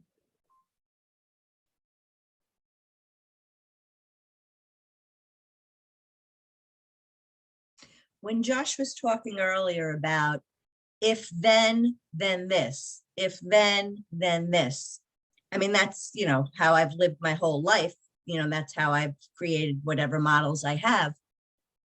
What I'd like to see is more of a flexibility in society and in discussions, how we group ourselves and then ungroup and group ourselves and ungroup. If we had more of that philosophy, I think we would avoid the siloing and avoid the othering and polarization. the polarization. Thank you. And Yeah, I think that's really our biggest hurdle is how do we get past that? So, Sad. I think to even do that, there's got to be something I think I'd like to identify, which is that you value someone else, that I value you as an entity, or as an individual, as a human being, right? And that belief in my observation, doesn't exist ubiquitously. There are people who do not value others.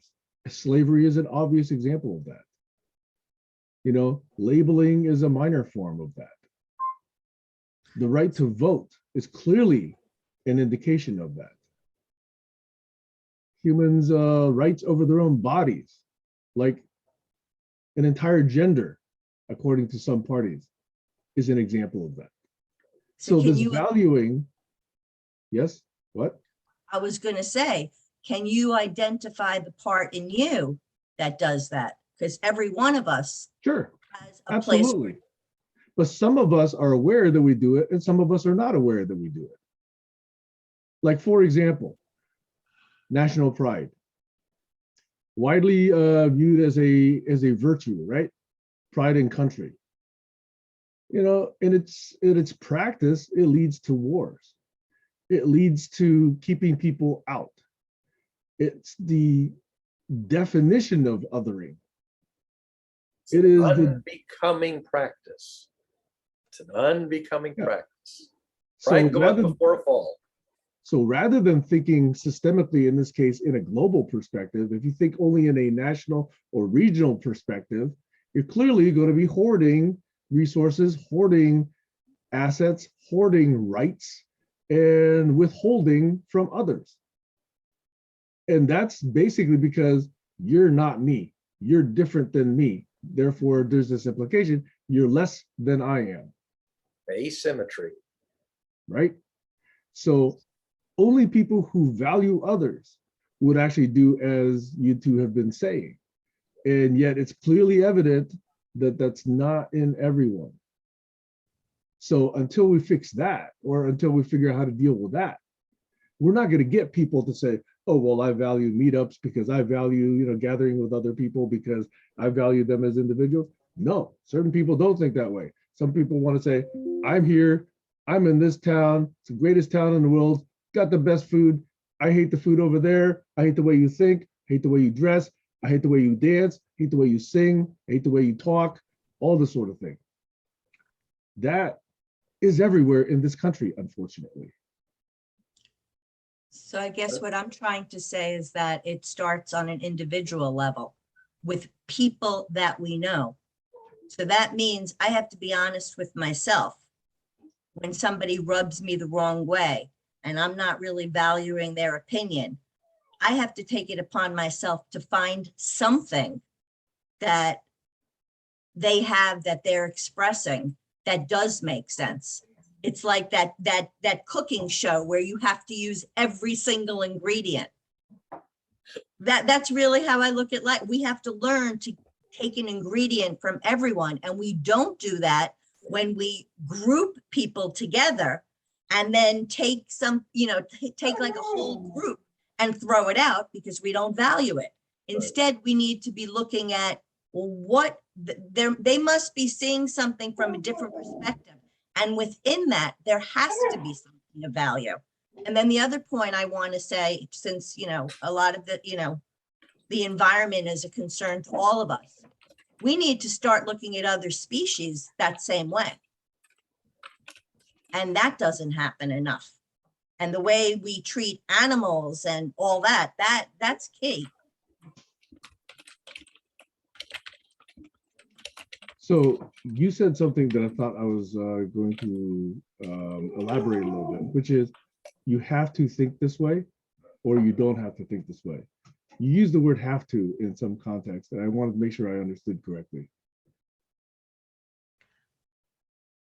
In order to get to point A,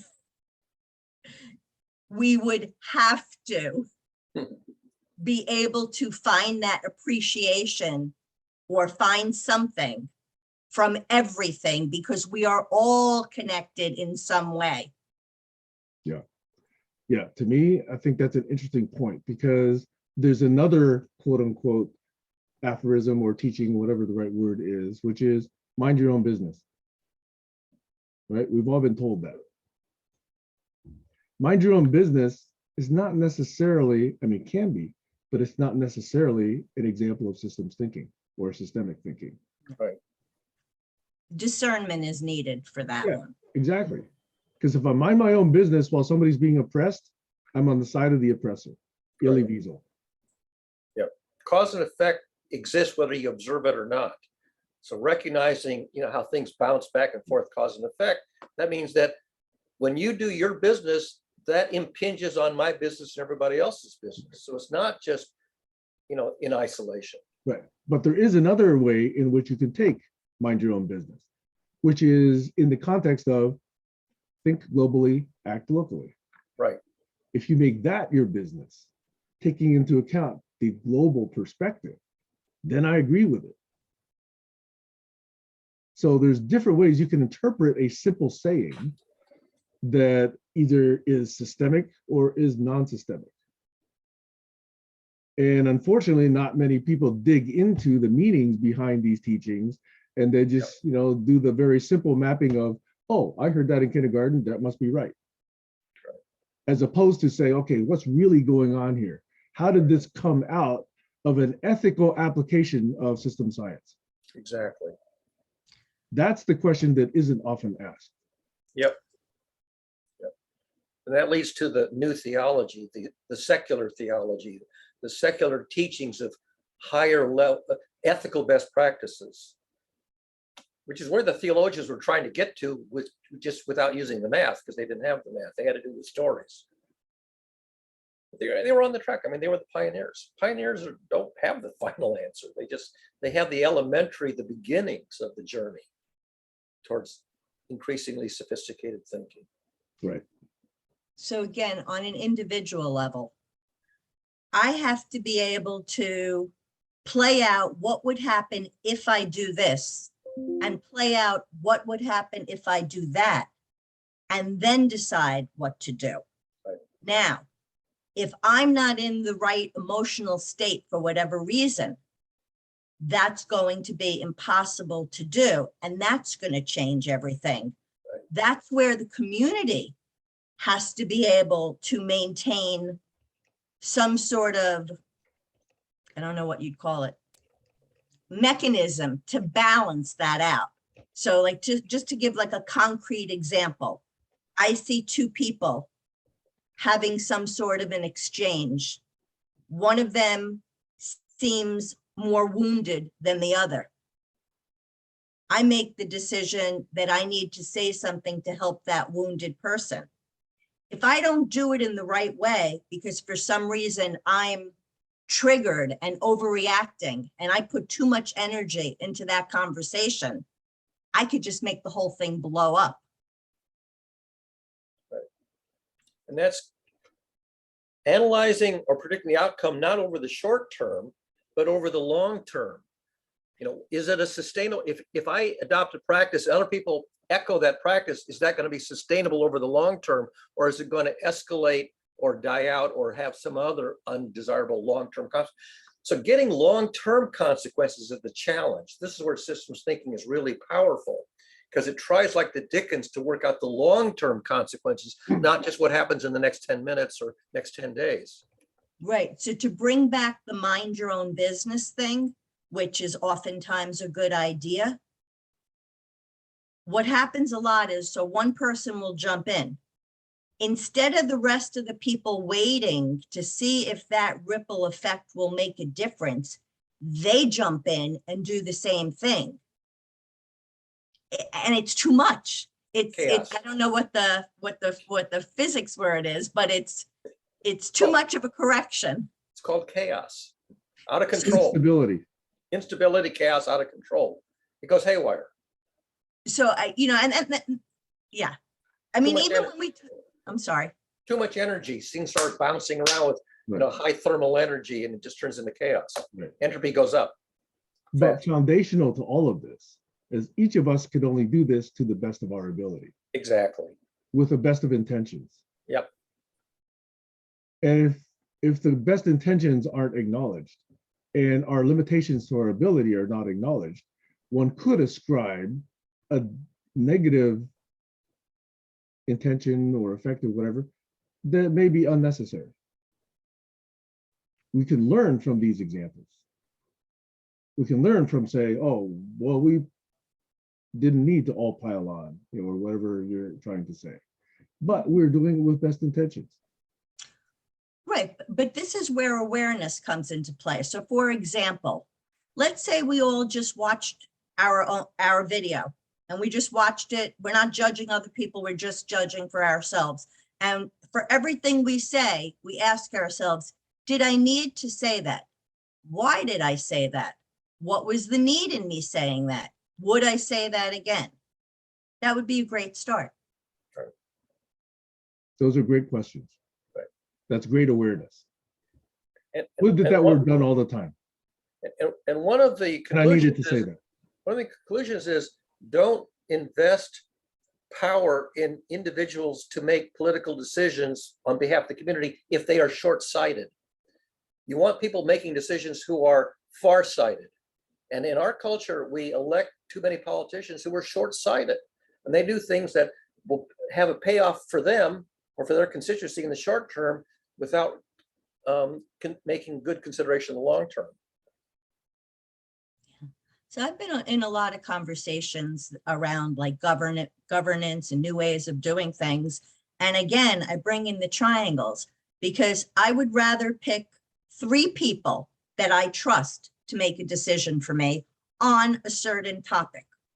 And I really, I hear about one person like the benevolent dictator, but I feel so strongly it needs to be 3. And those 3 might change and interchange and all that, but I really want to just get that message out that there's a big difference between 3 or 2 or 1. So just a quick rejoinder on that one. I may be wrong, but I don't think Plato was actually serious about the Platonic dictator business, because he was trying to say that this is impossible. I think that was his main point. Yeah. So it's not whether it's 1 or 2 or 3, it's that it ain't going to happen. Right. It's a pipe dream.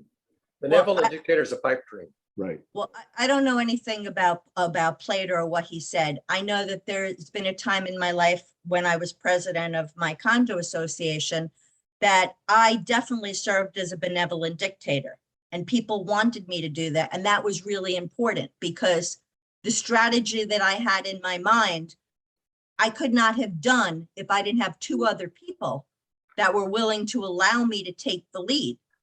And I was very clear that my goal was to get to a point where we didn't need somebody to take the lead. Unfortunately, with human beings, while it worked really well for a while, I was too Democrat, like I was too concerned with everybody having an equal say. And eventually, because I was far away, it was, corruption came up again, let's put it that way, but it wasn't that bad.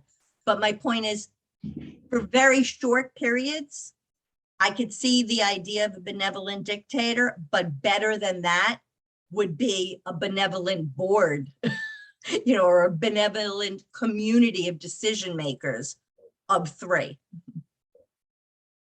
You get to consensus, mutual consent, and nobody wanting to veto it because they can see a downstream consequence that's going to eventually become a disaster.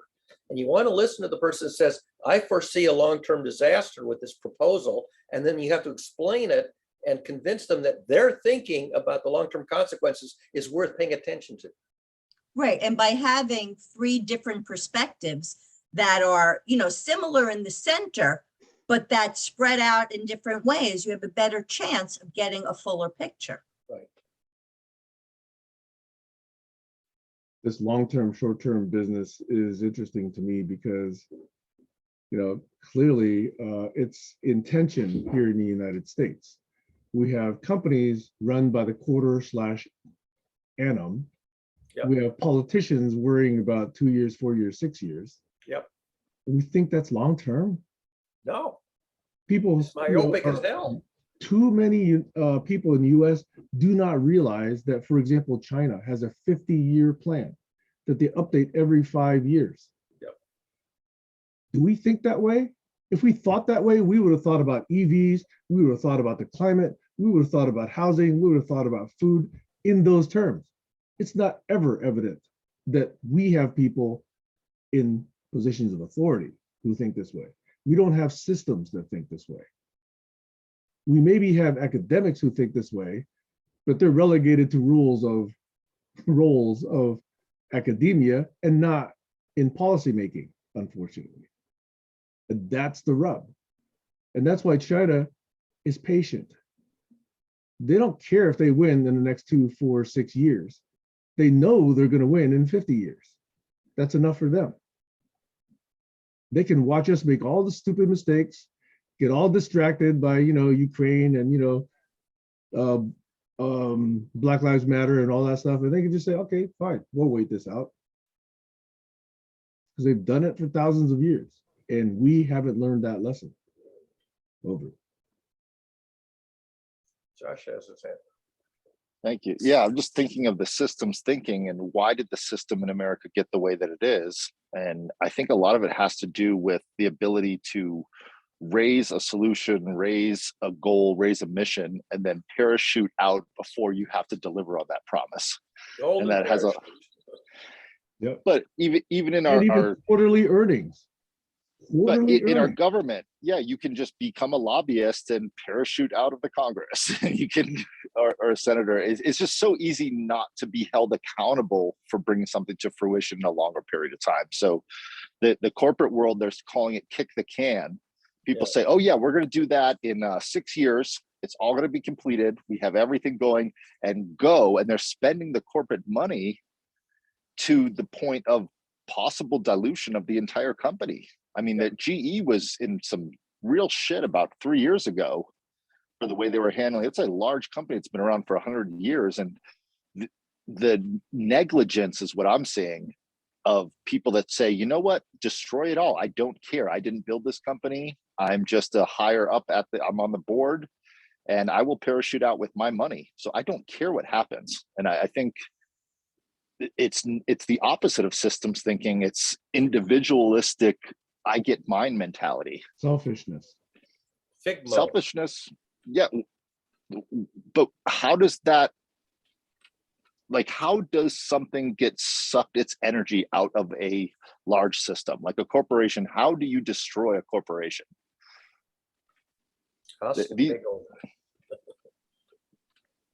But think about how from the inside out, like if you're talking about a corporation as a nation state, like a country, you just explained, Sam, how you destroy a country. Let us infight, let us talk about the things that don't matter and destroy it because there's a 50-year plan in China.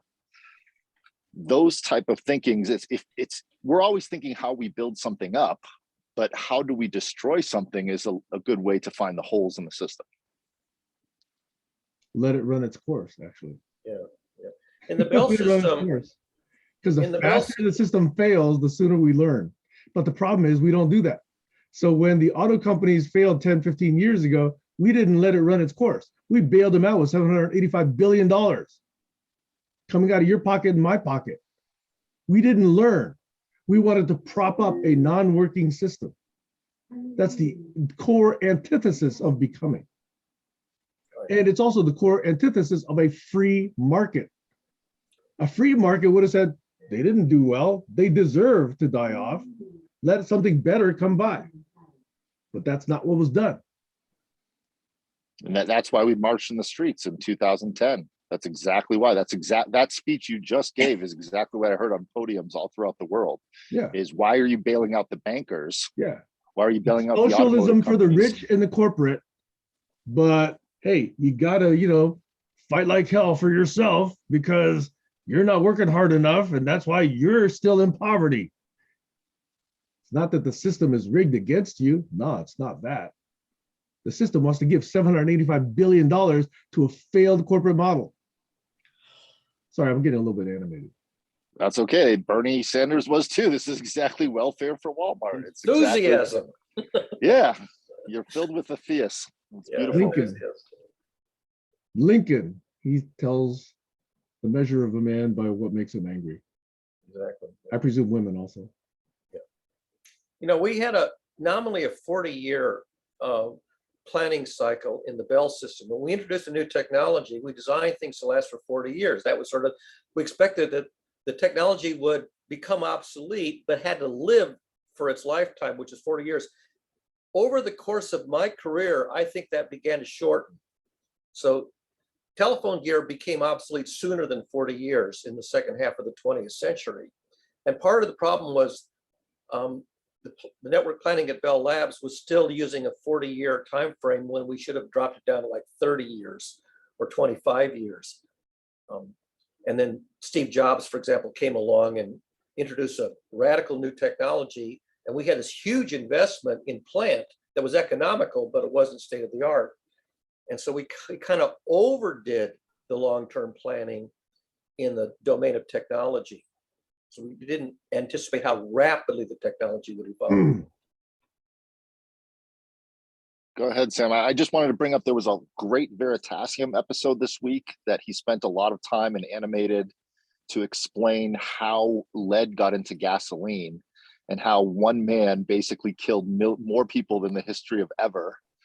And it's a really good episode. I'll post the link before this ends, but it's that idea of, that was a great systems thinking episode to explain why the lead got in there. Once they knew it was harmful, why they dismissed the harms of lead in a high octane gasoline, and how amazing it was to make, they said $200 million in 1921, which was like $3 billion in profits to stretch the gasoline out. So it was really hard not to kill all the people, even though they knew it was harmful.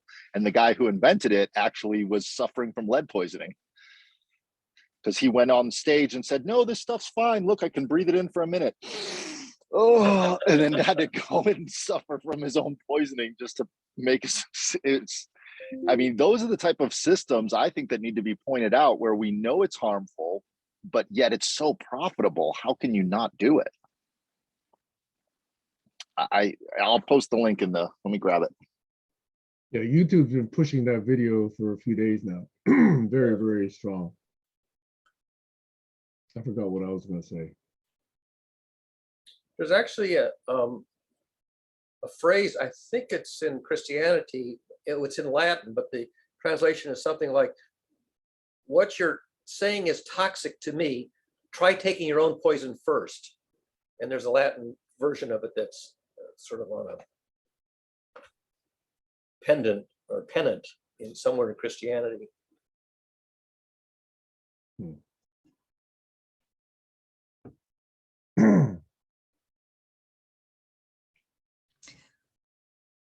So I guess what stands out for me is, rather than, demonizing that mindset, which is really easy to do, how do we, like looking at poorer countries that in order to make money might have to, in their mind, do things that are negative to the environment.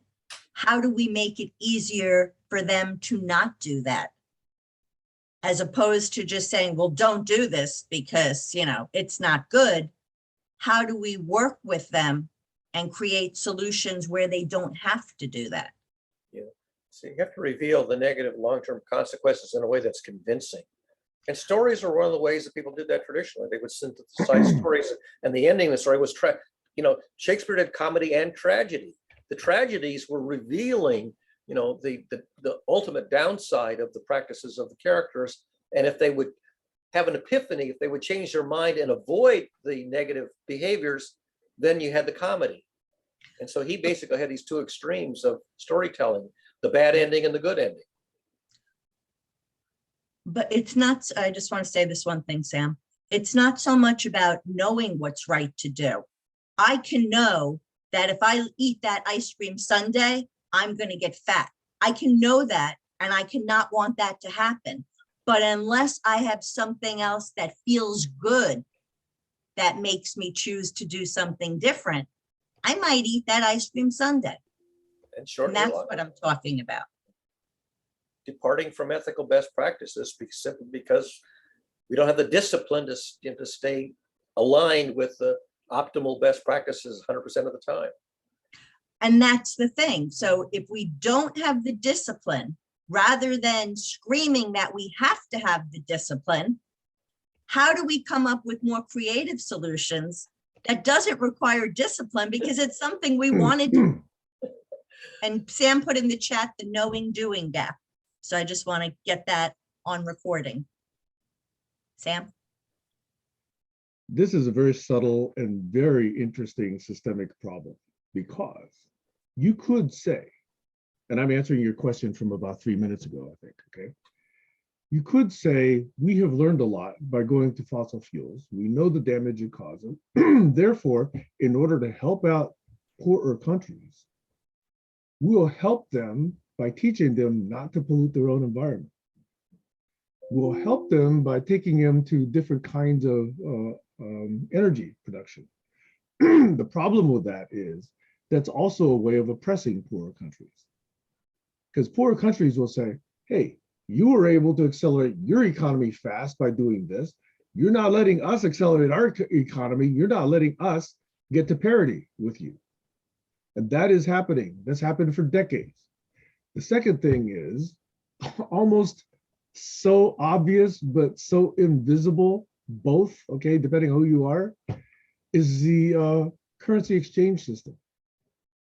Jesus, you know, an hour of somebody's time in India is not valued historically as much as an hour of a European person's time.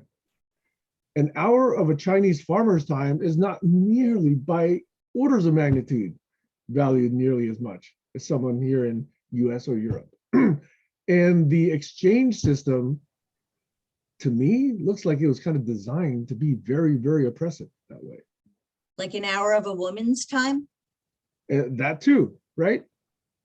And it's obvious here in this country because, you know, we're speaking up about it. Right. But we don't see it being brought up, you know, when it comes to different countries and different exchange systems. You know, the RMB versus the dollar. No, China keeps it low for other reasons. So it's control. It's definitely control, but you don't realize how pervasive it is and how impactful it is to think about these exchange rates. And they're kept in a certain range, and yet billionaires and trillionaires are allowed to do this thing called what, arbitrage? And make billions off of these little fluctuations that add zero social value, and yet rips away billions in assets from others. It's a fundamentally flawed system. Yeah. And yet it's oppressing daily, and most people don't even realize it. Over. Josh, Yeah, I was just been researching history to where that system started and going back to really understand, you know, in the taught history in public schools is 3/5 compromise in the Constitution. But there's a more sordid history when you start looking into when the laws were written, when the articles and amendments were created, and then what happened during the Civil War. So things, you know, were ratified, but that system was baked in. The slavery system was baked in a way to oppress, and that has carried out throughout nation states. And I think it's really important to see that the system was good, except they forgot to include the fact that the entire economy was based off of slave labor. So at that time, if the economy was based off of slave labor, moving forward, they had to base it off of what was working. And so they didn't take out slavery. They just rewrote it in a way that subdues it so it can be under the currents of law, but look and act like freedom. And the more you look into those type of systems, most of the system was created really well. There was just a few things that need to be error corrected and fixed.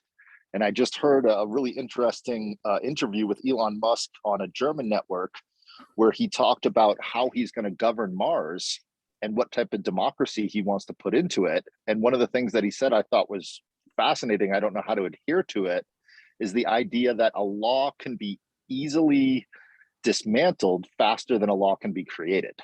And I thought that was a very interesting thing to bring up, is when you're creating a new governance system, if you can dismantle a law quicker than you can create a law, what kind of system does that create? And the ratification of the Constitution of the United States of America never got ratified. They tried in 1963 to make an amendment, but it didn't undercurrent the very economics that America is still to this day built on, which is why the banks get bailed out and why the car companies get bailed out, is because there is a form of slavery that is occurring, but it's so what's the word for a cult or subdued? It's behind the scenes. It's layered inside of the law Invisible in a way. hand. Invisible. Thank you. Invisible hand, I think it's called, or something like that. Yeah, which is why I really encourage everyone to go to the website that is the .org, opensecrets.org, because it does shed light on things that are public but secret.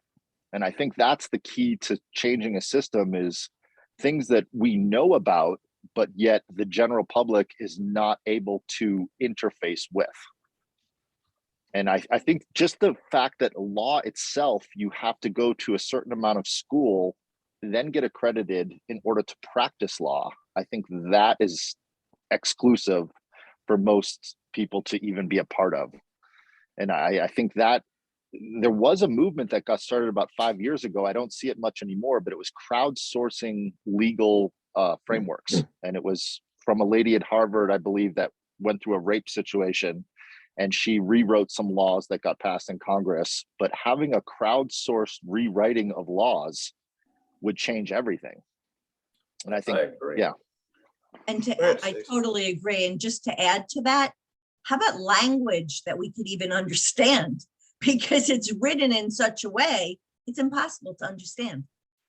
What we need to do, and I don't know, I mean, we do this in high-tech systems and systems thinking. Instead of laws in design of technology, we have functions which are tunable and adjustable and adaptable.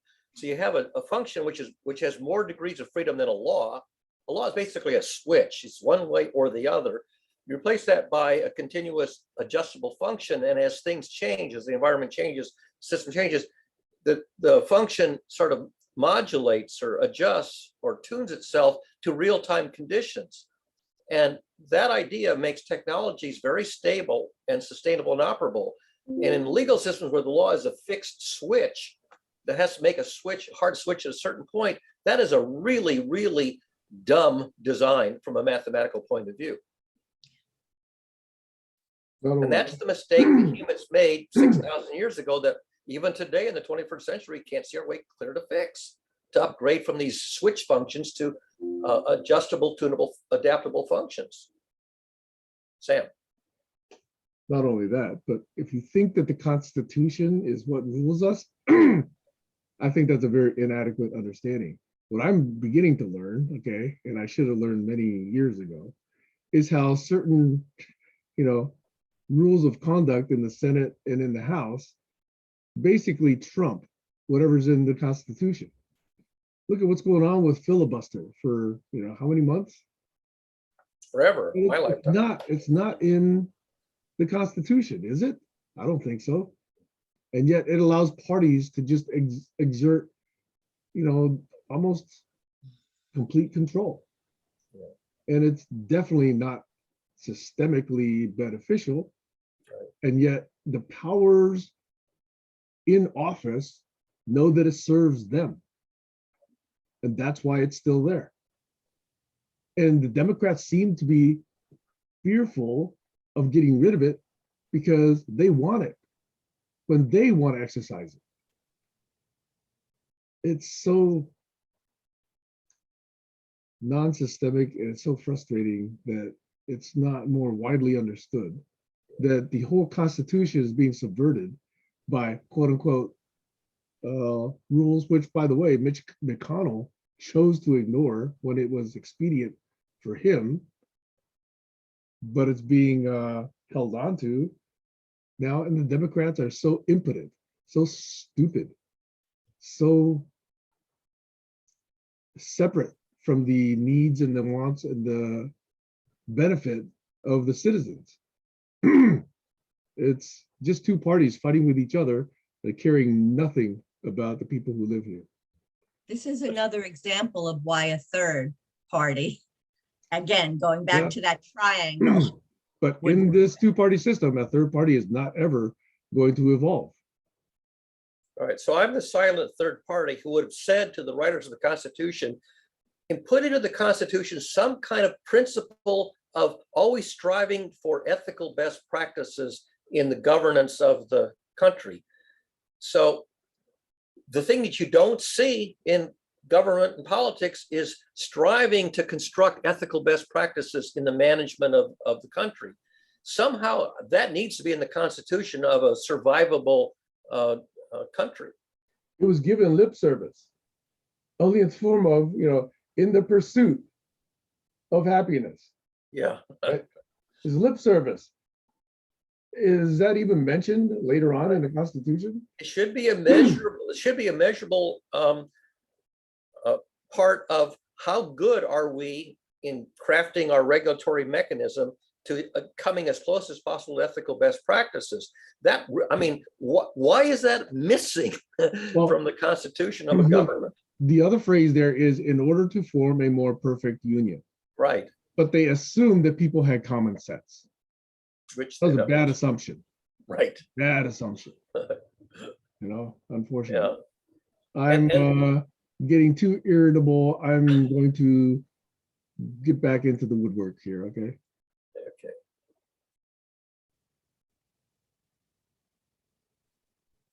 So yeah, the third leg of the triangle, we are the tiny, tiny minority who aren't listened to.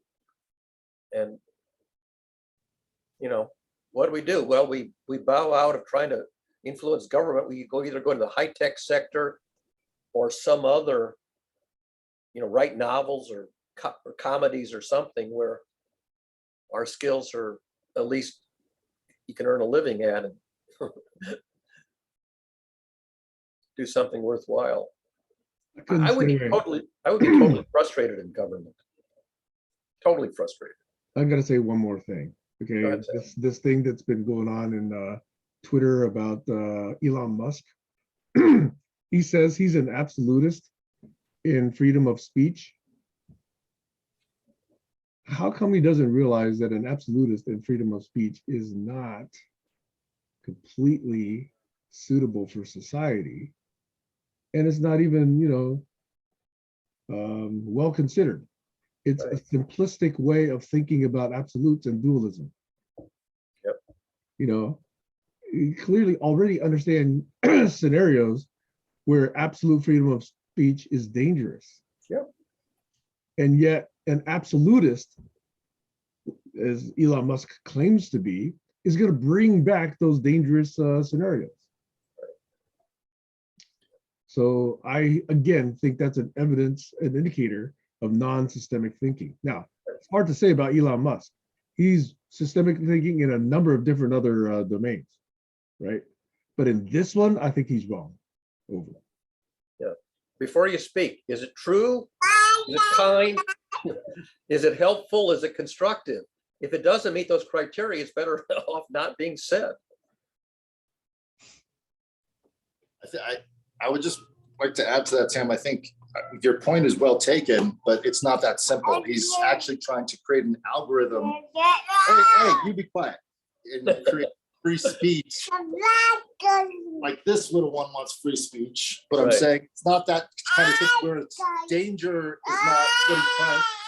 Hey, hold on a second. Danger is not what he's trying to mitigate.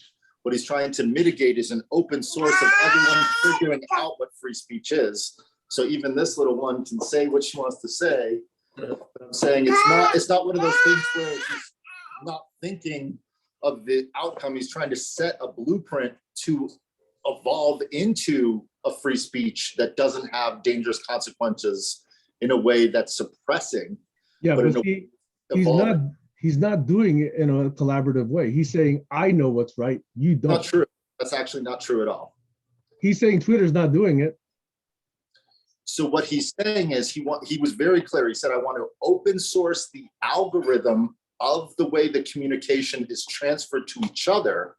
And I want to allow for that to evolve in a way that does not suppress free speech. So would that be like, we'll see. Josh, would that, I'm just trying to use a metaphor, would that be like the decentralizing of speech in a sense? It would be if you want to deplatform someone, there would have to be a different algorithm, and it looks more like putting something into a public utility as opposed to a private forum. So it's more of a town hall type of thing, which would bring back free speech until it became dangerous. And if it did start to become in a way that was hurtful to society, then the algorithm could be seen of how it evolves to help society, but it's not a hidden algorithm of who gets what platform to speak. And is it true that it would be more localized though? Like that's what I don't think anyone knows what it would be, including Elon Musk. I think he's just trying to buy it so it has that chance to go private from a public company that makes money through advertising, because that's not working. So it could move and evolve into something else. But I think that the narrative is easy to say, well, then you own it. Now, why should we feel that it's safe and free if it's private? And that's where the cycle can loop around. So it's very complex. Yeah. Thanks.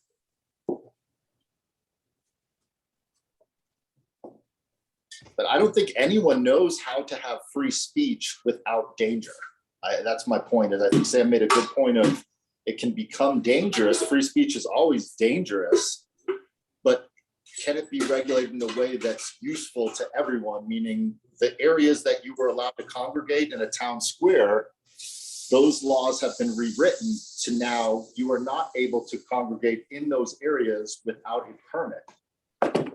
Before, you were able to congregate in certain specific areas without a permit. That was freedom of assembly, and they've rewritten the freedom of assembly laws. Okay, I'm going to say goodbye. I think she's. Bye, Josh. Bye. Bye. Bye. That's free speech. It is. Say bye-bye. Look, see the people? Say bye-bye. Bye-bye. See you tomorrow.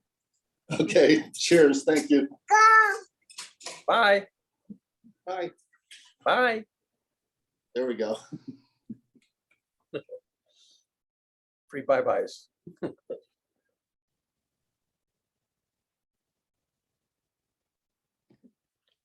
So I get a lot animated sometimes. I apologize if I went too far with anything. No, that's fine. That's fine. It's good when you're enthusiastic about something that says that it's worth paying attention to. Tomorrow, by the way, I do have those collected thoughts that I'd like to lay out and do it as a proposal for building up a way of engagement that's different than this particular forum on Saturdays. Yeah, that's good.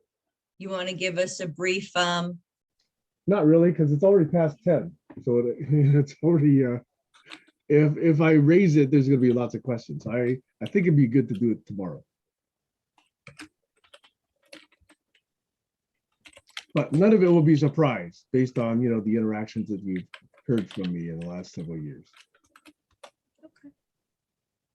It's just, in my view, just taking the next step. And oh, by the way, I'm serious when I say I've never actually completely believed in absolute inclusivity.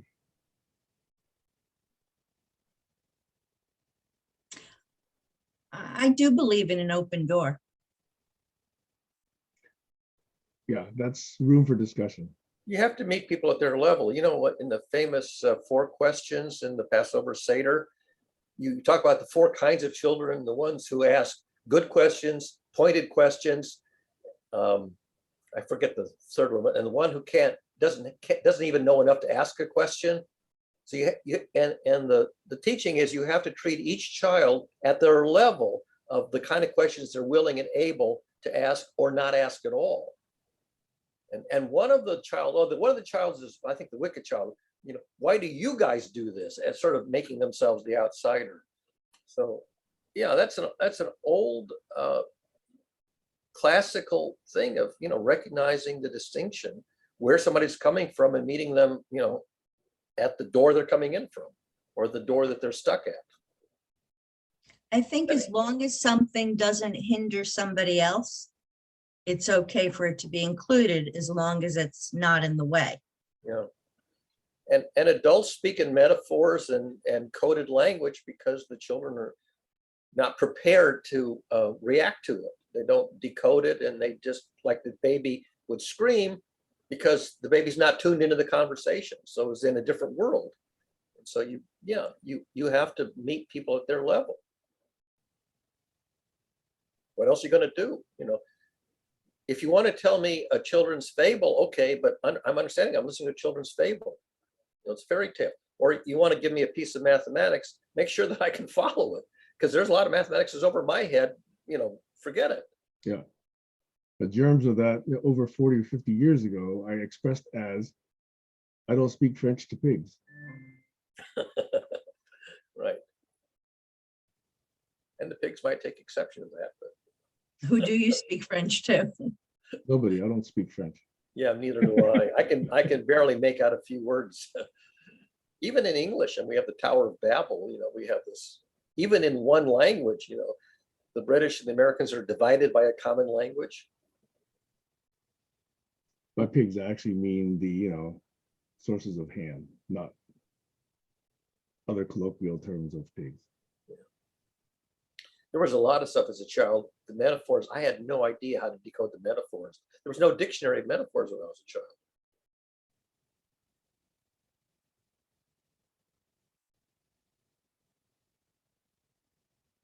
Oh boy, Heiner said he missed his train. He trying to get out of there to catch a train and he missed it. So now he's stuck for the duration of the next train.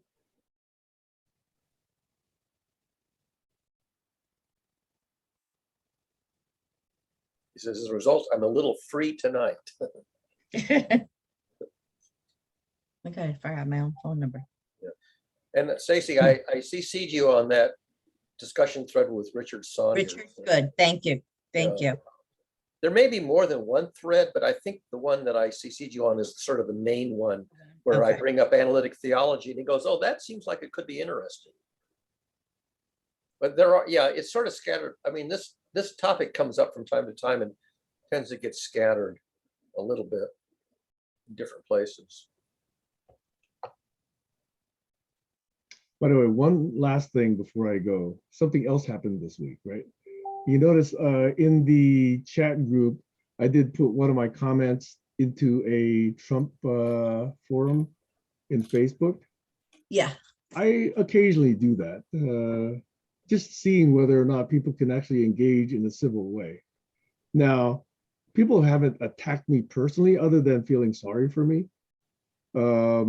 They are trying to present some information, but they're also poo-pooing. And I'm also trying not to be too antagonistic. I realize I am a little bit just by being there. But I do find it interesting from time to time to try and quote unquote reach across the aisle, quote unquote, and have some conversations in whatever format. Those are always interesting. I didn't realize, like I saw what you sent and I looked at it, but I didn't realize that that's what had happened. I didn't know exactly what, I mean, I looked really quick, so I wasn't sure exactly why you were sending, but I didn't realize that was an attempt to engage with them.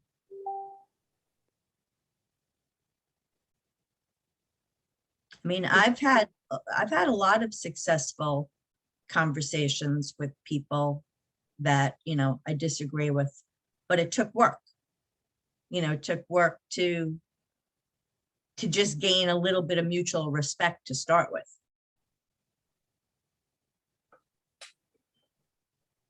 I All think right. Heiner tried to rejoin, but he said he was not let in. Maybe Sam, you weren't watching that. I didn't see anything, I didn't say anything either. I haven't seen anything. but I'm gonna go jump in the shower. I'm never But gonna I get just told him we're winding up now anyway, so. Mhm. So I'll see you tomorrow. I wish I had a little hint of what some of the possibilities might be so that I could have time to think about it. The last 5 years are the hint. But that's not a hint as to what you specifically want to use Sundays for. Actually, it is. That's the hint. We'll figure it out in real time if we have to. The only problem with real time is you end up thinking off the top of your head instead of coming prepared with carefully crafted contributions. Well, we're still trying to come up with it. So I have done some preparation. We'll see whether that's sufficient. No, it will be what it will be. Que sera, sera. All right. Sing My it. French, my French. Actually- Whatever will be, will be. She hated that song. Future's not ours. Who hated that song? Who was the Doris Day. Doris Day said she hated it. Was one of her all-time favorite hits. Her audience loved it. She said she hated that song. I actually know all the words. By the way, que sera sera is almost the same as the literal translation of the name of God in the Old Testament. Will be what will be is the literal translation of the Hebrew in Exodus, where God reveals his name to Moses. And que sera sera is essentially literally the same thing. Although it's you really should say what is going to become is going to become. What will be will be. You know, it's a process, and it's sometimes inscrutable. I'll bring it into the present. It is what it is. Yeah. Goodbye. Take care.